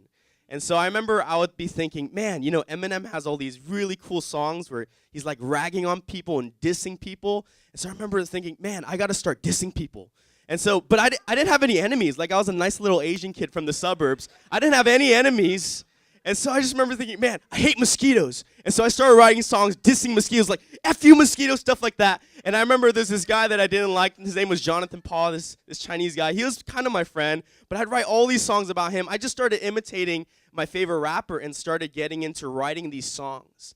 And a lot of my voice and what was projected was actually not me, but it was just a reflection of what I really liked and valued. As I started getting older, getting out of high school, going to college, I found that the content of what I was writing started to change. And it was a really natural progression, and I found that whatever was in my heart began to come out in my music. And so I wasn't dissing mosquitoes anymore or ragging on guys named Jonathan Paul. Now I started sharing what was on my heart. And it just so happened that I started falling in love with God at that time. And so what was coming out of my music was a natural overflow of my love for God. And it started coming out in my lyrics. And I remember when Pastor Benjamin mentioned it, but when I met him in 2007, around that time, this is when I was first starting to kind of share my music with my friends in the world. And even I remember my first performance. It was at a church for I think it was a Hallelujah night. Sam, if you cue the picture, I was dressed up as Nacho Libre, and I remember, yeah, that was me, and that was my very first performance. It was for a bunch of little kids at Hallelujah night. All right, take the picture down. Take it down. It was for a bunch of little kids at Hallelujah night, and I started performing a lot more. People started recognizing that I actually had good content. And I remember I met Pastor Benjamin in 2007, and he asked me, like, where do you want to go with this? I said, I really want to produce and rap on and make my own album. And at the time, I didn't know anything about music production. I didn't know anything about recording or anything, but I knew that I wanted to do it. And so I put in the time, I put in the effort, I put in the work, and I spent hours and hours researching, you know, how to produce music, how to make beats, how to record my voice and make it sound good, how to write songs, how to deliver well. I spent hours and hours crafting what I love to do. And, you know, when I was a freshman in college, I actually got kicked out of school my freshman year. A lot of people don't know. And largely it's because I was lazy, but also because I spent all my time in my dorm room learning how to make these beats. And I'll spend hours and hours learning how to make these beats. I didn't want to go to class, didn't want to go outside. But you know, all this contributed to, in 2010, I finally was able to produce and sell and release my first album called PTL. And it was a 13-track album, and I still listen to it to this day, and I cringe because it was my earlier work. But I was so proud that I'd actually done it. I had a dream, I had a desire to put out this music, and I did it. And the cool thing was that maybe because of the support of my community and the people that were around me at the time, like it spread really far and wide. And actually, it's still my highest grossing album to this day, that first album. And I really believe it's because of the community that was surrounding me. But all this to say, you know, that kind of opened the door for me performing around the world, performing in places like Korea, you know, Cambodia, you know, all around the United States. And God really opened a platform for me to share my music. And I realized that it's not about me, but it's all about Him and glorifying Him through the excellence of the music that I create. But anyway, we're talking about advancing creativity, and I just want to share some points that the Lord gave me in my journey. I know that was a really brief summary of my career, and there's a lot more that went into it. but I just kind of want to share God's take on creativity, why creativity is so important. You know, creativity is so important right now in every field that you can imagine. You know, the scientists, those who are the most creative, come up with the most amazing cures for all sorts of diseases. Creativity is relevant in business, it's relevant in the arts, it's relevant in teaching, it's relevant almost anywhere that you look, okay? And so I want to talk about the importance of creativity.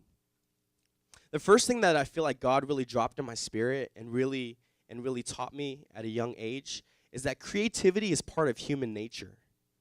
It's part of human nature. And you know, I do shows all around everywhere. And the one thing that I get the most is kids coming up to me and saying, like, how do you do it? Like, how do you do what you do? Like, I'm just not creative enough. And really, I want to get the 5 fingers of slappage on my hand, and I just want to slap the stupid out of them, say, no, don't you know? Like, you are creative. Creativity is part of human nature. In Genesis 1:27, it says, so God created man in his own image. In the image of God, he created him. Male and female, he created him. It stands to reason that if God is the most creative being in all of the universe, and we were made in his image, then we're also creative in our nature. Humans are naturally creative. In Genesis 2:19, it says, now out of the ground the Lord God had formed every beast of the field and every bird of the heavens and brought them to the man to see what he would call them. And whatever the man called every living creature, that was its name. This passage is proof of 2 things to me. Number 1, Adam was highly creative. You know, to name every single animal, there's some weird sounding animals out there, but he named every single one of them. But it also tells me, too, that God was fully confident in Adam's creative ability. The first thing I want to say to you today is that, number 1, that you are highly creative. No matter what field you're in, even if you're not making music or painting these amazing paintings on the wall, you are highly creative. And number 2, God is fully confident in your creative ability. We're naturally a creative people. The lie would be that we're not creative at all, or that we're less creative than the people around us. Have you guys ever felt like you see someone do something really well and excellently, and you think to yourself, man, I'm not creative like that person? That's a lie. And that's a lie that we all have to overcome in comparing ourselves to others, is that we are less creative than everyone around us. God has placed a unique creativity in each individual, and the world needs it to come out. The starting point of any creative endeavor or journey is knowing that creativity is part of your nature. It's part of who you are. I mentioned this earlier, you know, when I was listening to those Eminem songs and imitating, you know, all those cuss words and all that stuff. Man, if you heard some of my earlier work, I would play it for you, but I'd probably really get fired. Like, it was really bad. I really imitated the people that I looked up to. But I want to say that art begins in imitation, but it ends in innovation. It always starts in imitation. It always starts. You know, one of my favorite basketball players, Kobe Bryant, even though I'm from the Bay, I'm a Lakers fan. Kobe Bryant, he modeled his entire game after Michael Jordan. There was a man that went before him. He saw him, and he saw him accomplish great things. And he thought to himself, I want to be like that guy. And so he modeled his game. He modeled his technique. He modeled his style after Michael Jordan. But it ended in Kobe Bryant having this illustrious career where now people are trying to imitate his game. But it started with imitation. My question to you is, how many of you guys have like a desire to get into some realm of creative art or creativity, whether it's in entertainment, anything? Like you want to pick up an instrument, you want to learn how to produce music, anything like that. If you've ever had that desire, the question I want to ask you is, who inspires you? Imitate them. Hopefully it's not an Eminem or a Jay-Z like it was for me, but whoever inspires you, look to them and imitate them. Copy their style. For me, Eminem had a big influence on my style. So did Jay-Z. But one of my favorite rappers, his name is Lupe Fiasco. He's actually a Muslim rapper, but he's so intelligent and his delivery is so amazing. Everything that he raps is really mind-blowing. But I remember looking up to him in high school and college, and I would mimic his style in my own before I found my own style. As you continue along your creative journey, your voice will inevitably bleed through. So even if you start an imitation, if you continue along the journey, it's inevitable that your voice is going to bleed through that imitation. Know that you have a unique contribution of creativity to the world, but it's a lifelong journey uncovering it. And this is only done by trial and error. And so if you have a desire to venture out into some creative endeavor and some creative journey, my advice to you is just go for it. Just try, fail, and just keep going and keep trying things out until you find something that actually sticks. The third point that I really felt like the Lord was highlighting in my journey is pursue excellence. Okay? You know, Christianity used to spearhead the movement of shaping culture, but now a lot of what we call Christian art, Christian media, it's almost laughable in society. I actually looked at the top five worst movies of the year that was rated by critics, and 2 of the 5 were actually Christian films. And that makes me so sad because the content may be great, but the execution lacks excellence or creativity or innovation. We need to be excellent at our craft. A lot of people don't know that excellence is actually part of our witness. You could have a great message, but if the delivery, if the excellence around it isn't up to par with what the world is putting out, a lot of people won't even give it the time of day. Psalm 33:3 says, "Sing to him a new song, play skillfully and shout for joy." I know he's talking about musicians and instrumentalists, but I think this applies to everything that Christians do. It says play skillfully. Do what you do skillfully. Do it excellently. David only enabled the most talented musicians in the kingdom to play on his worship team. Solomon only hired the most skilled architects, builders, and designers for the temple. I think one ball that we've dropped in Christian culture and Christian art, Christian creativity, is that we've lost the need and the desire for excellence. And we've just been putting things out and putting the name Jesus on there and saying that it's good enough. But how many of you guys know that we're called to represent Jesus well, not in just what we say and how we live, but in what we do and what we produce? Excellence is so important and it's needed now more than ever. I'll say relentlessly pour hours of time, energy, and resources into honing your craft.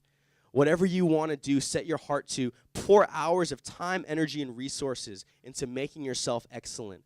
I remember I would spend so many hours. You know, when I first started rapping, I did this weird Hitler move. I don't know why. Like, every time I'd rap, I'd do this, right? But so I had to spend hours in front of the mirror, like practicing, like how I'm going to move. And I still look awkward to this day, but it's still uniquely me. But I spent hours crafting how I rap, how I sound, what I do, how I breathe, how I write lyrics, everything. I spend hours and hours pouring time, energy, and resources into honing my craft. I think that's what's needed. Creativity only comes with hours and hours of your time, energy, and resources being poured in. Like I said, excellence and innovation is part of our witness to the world. We have the privilege and immense responsibility of representing Jesus well to the world. Now, some barriers that I faced in releasing creativity, I think the biggest one is fear. And this is what I encounter the most with people who are desiring to express themselves creatively or getting into the arts of some sort. The biggest barrier to their creativity is fear. I think the first fear is the fear of failure. And Chung talked about it very briefly. But I remember a wise man once told me that really no one's afraid of failing. The real fear is that people are afraid of being failures. And that really hit me because I think that's absolutely true. Because why are people afraid of failing? Because they're afraid of being seen as a failure.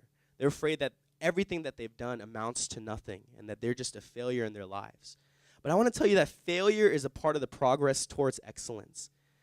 Wise man also said, fail your way into victory. You got to keep failing and stumbling your way. Try things and fail at it. And here's the great thing about believers in the realm of creativity. No matter how many times we fail, you'll never be a failure. God doesn't call you a failure. He calls you a victor. And the cool thing about being a Christian is that no matter how many times we fail, if our identity is set in Christ and we know that we're victors, that we'll never take on that identity of failure. And we can fail all we want, but it won't affect who we are. And so I want to tell you that failure is part of the process. If there's no risk of failure, what you're doing is not big enough. When I put out my first album, there was a lot of fears that I had. And my biggest fear was that I would put it out and no one would buy it. And no one would hear it. And I'd spent like a couple $1,000s producing these physical CDs. And my biggest fear was that I'd wasted thousands of dollars, time and energy. And no one would hear it and people would think it sucked. But if there's no risk for failure, what you're doing isn't significant enough. It's beneath you. There has to be a risk for failure for what you're doing. It has to be scary. Another fear that I had to overcome is fear of not living up to others' expectations. You can never fully live up to your creative potential if you're living with the fear of man. And I think this is something that I really had to break off, is that I had to break off that fear of man and realize that the one person that I'm really doing this all for already approves of what I'm doing, and he loves me. And I realized when I understood that and that became the core and foundation of what I do, it didn't matter if people didn't like my music. You know, honestly, not everyone likes my music. I'm this chubby little Asian kid from the suburbs, and sometimes I go into these places, like I go into the hood and I start rapping, and people don't feel my music sometimes, and I understand. But you know what? At the end of the day, it doesn't matter, because when God looks at me and he's pleased, that's enough for me. You have to break off the fear of man. There was always this fear also that there will be someone better than me, and the truth is there will always be someone better than you, but there will never be another you. And I think that's something that God really taught me too, is that, Mickey, you can try to be the best all you want, but I don't think you'll get there. But you know what? There's no one like you. There's no one with the unique contribution of creativity that you have. And I want to say to each of you that each of you have a unique contribution of creativity to whatever art, whatever realm of business, or whatever you want to get into that no one else has. God has made you uniquely you. And so you don't have to be afraid of living up to other people's expectations. One of my favorite pastors says, fear are hell's hounds stationed at the doors of destiny. Fear is literally what's keeping you from stepping into your destiny. And what I want to say, overcoming fear, the way that I overcame fear, I think it's really simple. I think it's really relevant to Chung and Guillermo's story too. The way to overcome fear is just to take a step forward, right? You know, my favorite story is when Peter had to step off the boat. All he had to do is take that one step and look into the eyes of Jesus. All you have to do is take a step forward. You know, if you're interested in learning an instrument, all you have to do is just take that 1 minute or that 5 minutes, watch a YouTube clip and just practice it. Just one step. You know, if you want to start a business or you have this creative venture that you want to do, all you have to do is take one step. And trust me, the fear will start to dissipate. The last thing I want to talk about is how to nurture creativity. And these are some points that I got that really helped me in my journey.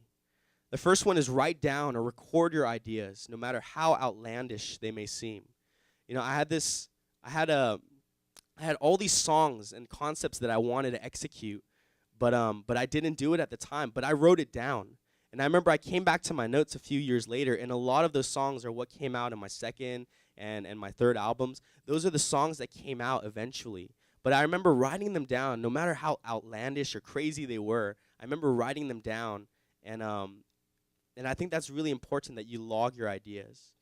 And with that, setting a deadline and checkpoints. You know, I'm an ENFP, a Myers-Briggs personality, and so it's hard for me to finish stuff or get stuff done. But I found with my albums, when I set a release date, that I actually tell the world that it's coming out this day, so I have to finish it. You know, set a deadline for yourself, set checkpoints, and log your process. I think that's an important part of the journey.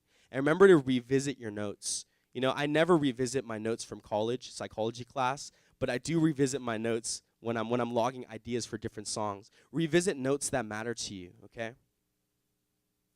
Number 2, I think this one's big. Intentionally set aside time for creativity.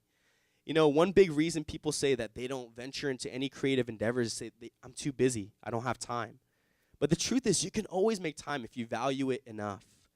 Intentionally set aside time for creativity. Set a day, set a time, find a nice romantic place that you want to paint, or find a nice place that inspires you.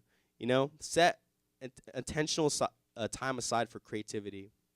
This third thing, create in community. I think this one was big for me. One of my favorite pastors says, if you can accomplish your dreams without God or without others, your dreams aren't big enough. Our dreams, the full capacity of our dreams and the creative things that we want to do, without God and without people, it's simply not big enough. We need the help of others. We need the help of our God to accomplish our dreams. Creating in community gives you accountability. I can't tell you how many songs that I'd never released because I shared it with my close friends who I trusted, and they just said, nope, that bombs, that sucks. And I remember not sharing it because they shared honest critique and feedback. Involve others in the process, and you'll find iron sharpening iron. And the last thing I want to say is highlight your victories and share your work with others. A big temptation of mine was to create music but never share it with the world because I was afraid of how people would receive it. But if you don't share what you've created with others, then it doesn't have the opportunity to bless people the way that God intended it to. And your victories can actually open doors for other people to pursue their victories. One of my favorite stories is the story about the 4-minute mile. In the earlier centuries, I forgot when it was, but there was a man, well, actually, back in that day, a 4-minute mile was impossible. Like, no one, even all the scientists and the smart people of that time, it said if you can beat a mile if you could do a mile in 4 minutes, your body will literally explode. Like, that's what they thought. And so they sent all these people and try to break this 4-minute mile, but no one could do it. There was even stories of people releasing lions to try to make people run faster, and the lions would maul them and kill them, but no one could do it. But finally, there was a man, I think his name was Roger Bannister, who finally completed the mile in 4 minutes. And when he did it, there was centuries before him, no one was able to do it, but when he did it, a couple years later, another man did it. A couple years after that, 2 more people did it. And the years following, now it became a norm. Anyone could do the 4-minute mile. I mean, if you train hard enough and if you get your body right, of course. But what I'm trying to say is one man, because he defied impossibilities, opened the door for a whole nother generation of people to continue in that and beat his record too. And so I want to say your victories can open doors for other people around you. Your victories, whatever you accomplish in creativity, whatever you do, it can open doors for others to do the same thing as well. And so I want to say, yeah, creativity is so important. It's so necessary. Excellence is so necessary. I encourage you to pursue whatever you have in your heart, whatever you have in your heart to learn. You know, for me, I was literally a chubby Asian kid that looked like a math teacher from the suburbs. But the Lord led me on this incredible journey to be able to make music, do what I love to do, and share it with the world. And He's increased my platform for influence because I've been bold enough to step out and actually do what I dreamed and had a passion to do. And so I'd say just pursue your dreams and release the creativity in your life, whatever area of your life that you need to release it into. But release it with boldness and release it with confidence, knowing that God has made you creative people. Amen? All right. I'll take some questions.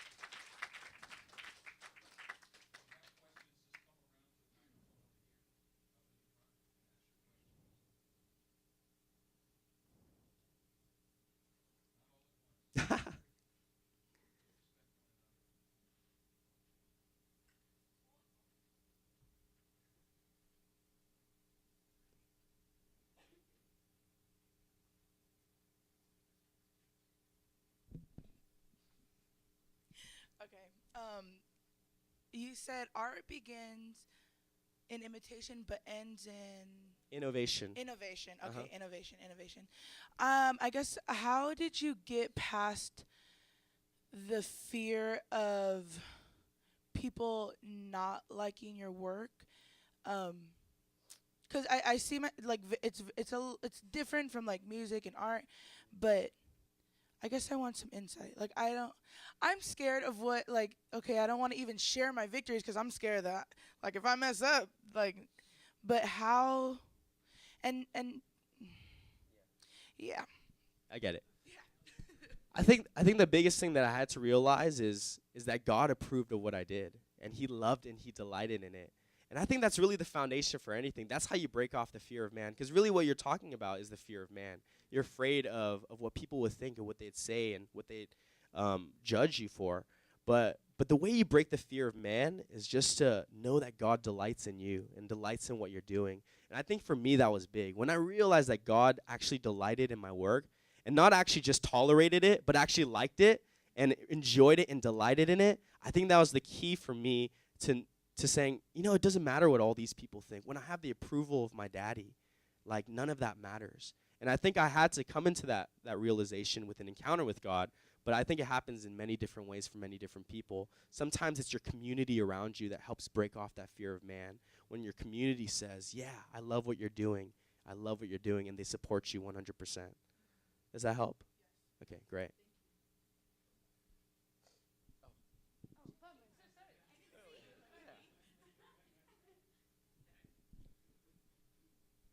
I wanted to say, first of all, thank you and for Guillermo and Chum.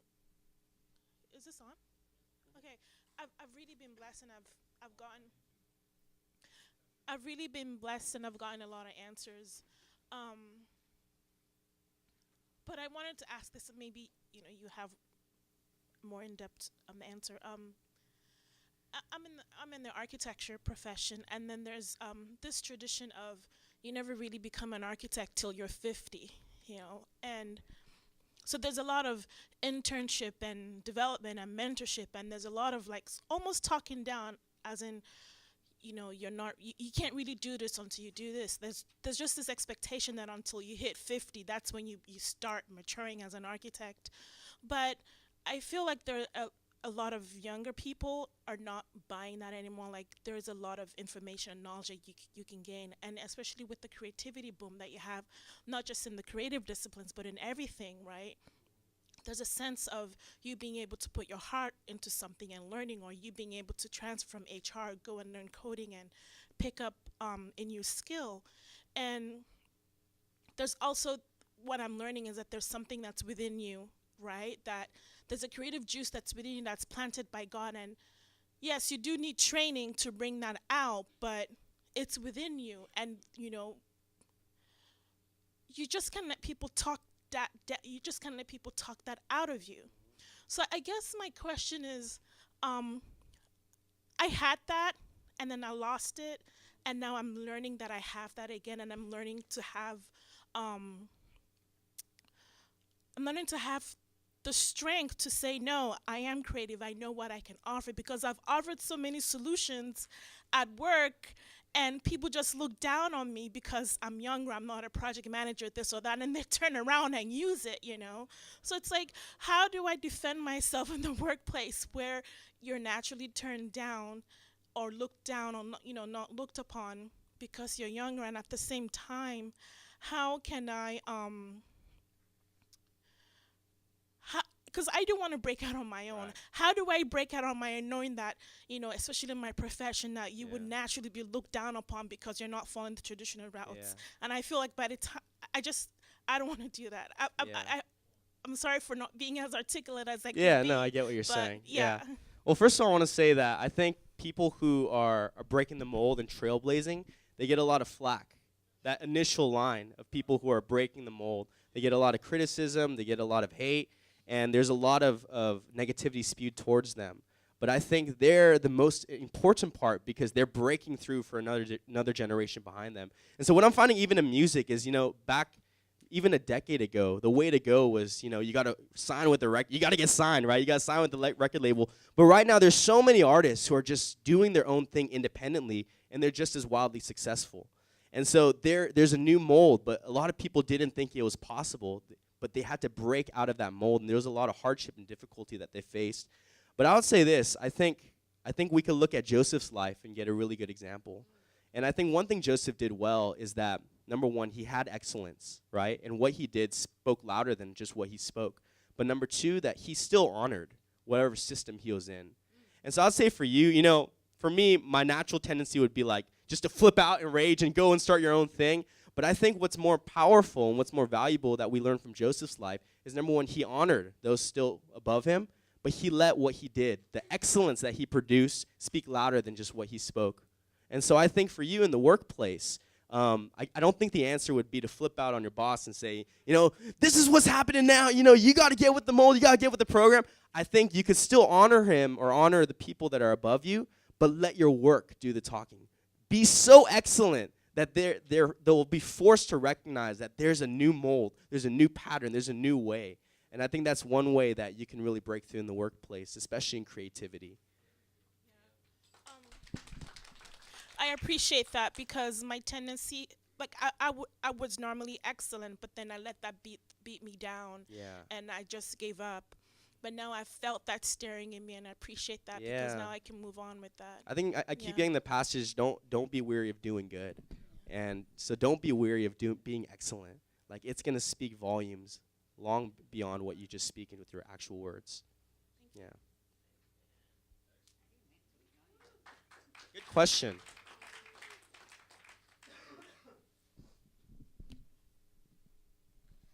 I just wanted to know if you've ever endured any season in your life where you were actually unable to produce anything creatively, and if so, how did you overcome that?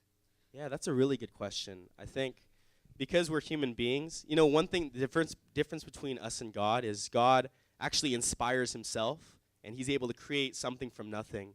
But we're unable to inspire ourselves and create nothing from or something from nothing. And so as humans, I think to exercise creativity, we need inspiration. And there have been many seasons where I've been quote unquote dry, and I felt like I don't have anything to contribute or nothing's coming out. And to be quite honest, I kind of feel like I'm in a season like that. But I think the way to get out of that is, number one, surround yourself with inspiration.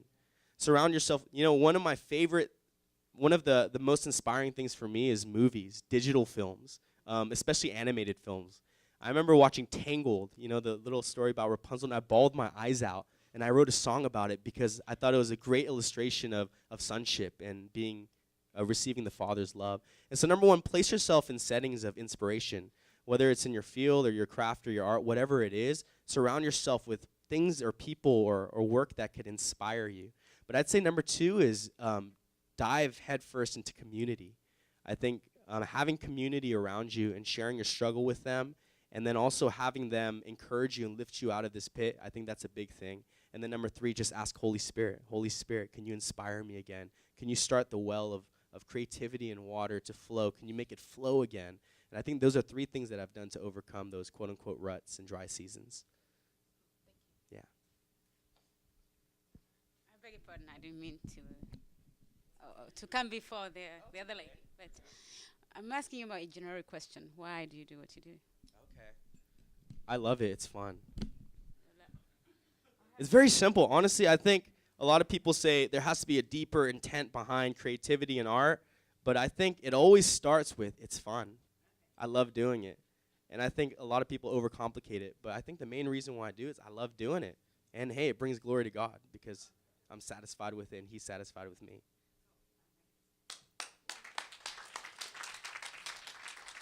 Wow. 3 super excellent presentations so far. We have had a wonderful day. Are you inspired? I am so inspired. I am so encouraged. I have learned a lot just listening to the 3 speakers today. And we're going to have lunch, and I'm just going to ask the bishop just to come share some thoughts with us for about the next 5 to 7 minutes, and then close us in prayer and release us to lunch. Well, it's very interesting. One of the wonderful things is that we heard something.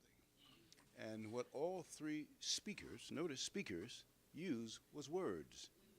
And are you wondering why you wanted to hear them? And why, as they spoke, you wanted to hear them more? And it's for several reasons. Because, see, if you're talking about movement, at some point in time, you've got to speak about yourself. You've got to communicate a thought or an idea or concept. You've got to share you. And you have to ask yourself, why are some people you just dread hearing them? And the reason you dread hearing them, because the words they use, which is the power God has given us to communicate, share thoughts and ideas. And the reason why these speakers were heard is because, number one, there was enthusiasm. Yes. Okay? Didn't you sense that? Enthusiasm in each one. Okay? The next is that there was authenticity. Have you ever listened to people and you just know that, man, come on. You faking it, you know, that's not true, you know. Authenticity. Okay? And authenticity also means honesty. You heard honesty, didn't you? Isn't that true? Honesty. Sincerity. You heard that. Isn't that true? Let me tell you what you did not hear. And you ever talk to people who, when they talk, they're gossipy? And you just know that once they finish gossiping about somebody else, they're going to gossip about you? Just makes you not want to hear them, isn't that right? Okay? So there's some deadly sins in using words. You got to know this, because if you're talking about movement, you're going to have to use words. And if you use words, you got to get people to hear you. One of the speakers said he went to someone and he said, I was honest with me. And one of the mistakes people use, number one, they're gossipy when they use words, talk about others. The second thing is complaining. How many like to listen to a complaining person? Complaining, making excuses. Every time they talk about excuses, complain. Negativity. These are mistakes. Don't use these with your words, okay? How about this? Over-exaggeration. How big was the fish? Oh, man, it was a whale. You know. Okay, yeah, are you following me now? When you use your words, don't make a mistake to do things to your words that cause people not to hear you. Being unfair, being dogmatic. You ever listen to people talk, and they're not really talking, they're not even listening to you, they're giving their opinions. You ever listen to people like that, who people cannot hear? So when you're communicating, when you're moving ahead, you've got to use words. God has given us a wonderful thing called the voice. Isn't that wonderful? And did you notice the inflections in that voice? No monotones. Monotone, monotone, monotone. I can't listen to that. You understand that? They varied. Sometimes they got very excited. You know what I mean? I thought all of them were rappers. All of them are rappers. Because rappers basically are 21st century prophets. They got the music, we just need to help them with the words. So use your voice, tremendous instrument of God. Use your words carefully. Use the right words. Let your words be seasoned with salt. Is that right, the Bible said? That's enthusiasm, authenticity, okay? Clarity, honesty, okay? Don't add gossip. Don't be so dogmatic, so critical, so judgmental. You understand that? So false. When you hear that, no one wants to hear you. So if you make that movement, at some point in time, you got to use that voice, and you got to represent you. And if you want people to hear you, speak like you're talking to God. Wouldn't that be something? Speak like you're talking to God. And incidentally, when you pray, talk 5 minutes and listen to 20. Like I'm going to pray now. Father, thank you for what we've seen, what we've heard. We thank you for the food we're about, and we will return to fellowship once together around words and ideas and concepts, but above all, by your Spirit. Thank you for that in Jesus' name. Amen. Awesome. All right. So this is what we're going to do. We've provided lunch for you 2 doors down. Not the next room, but the next room. The door is open. The light is on. There's a table there, and we have some Vietnamese sandwiches, I think. Banh mi, yeah. And some drinks there. So feel free to just kind of fellowship, talk to people, talk about the things that you've heard and the things we've talked about.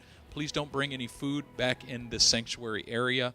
We're going to reconvene for the next session at 1 p.m. sharp. And that next session, we're going to hear from Amani Morrison about advancing into the realm of higher education. So this is going to be wonderful. The food is blessed, so God bless you. Feel free to go on over and enjoy your meal. And we'll see you back at 1.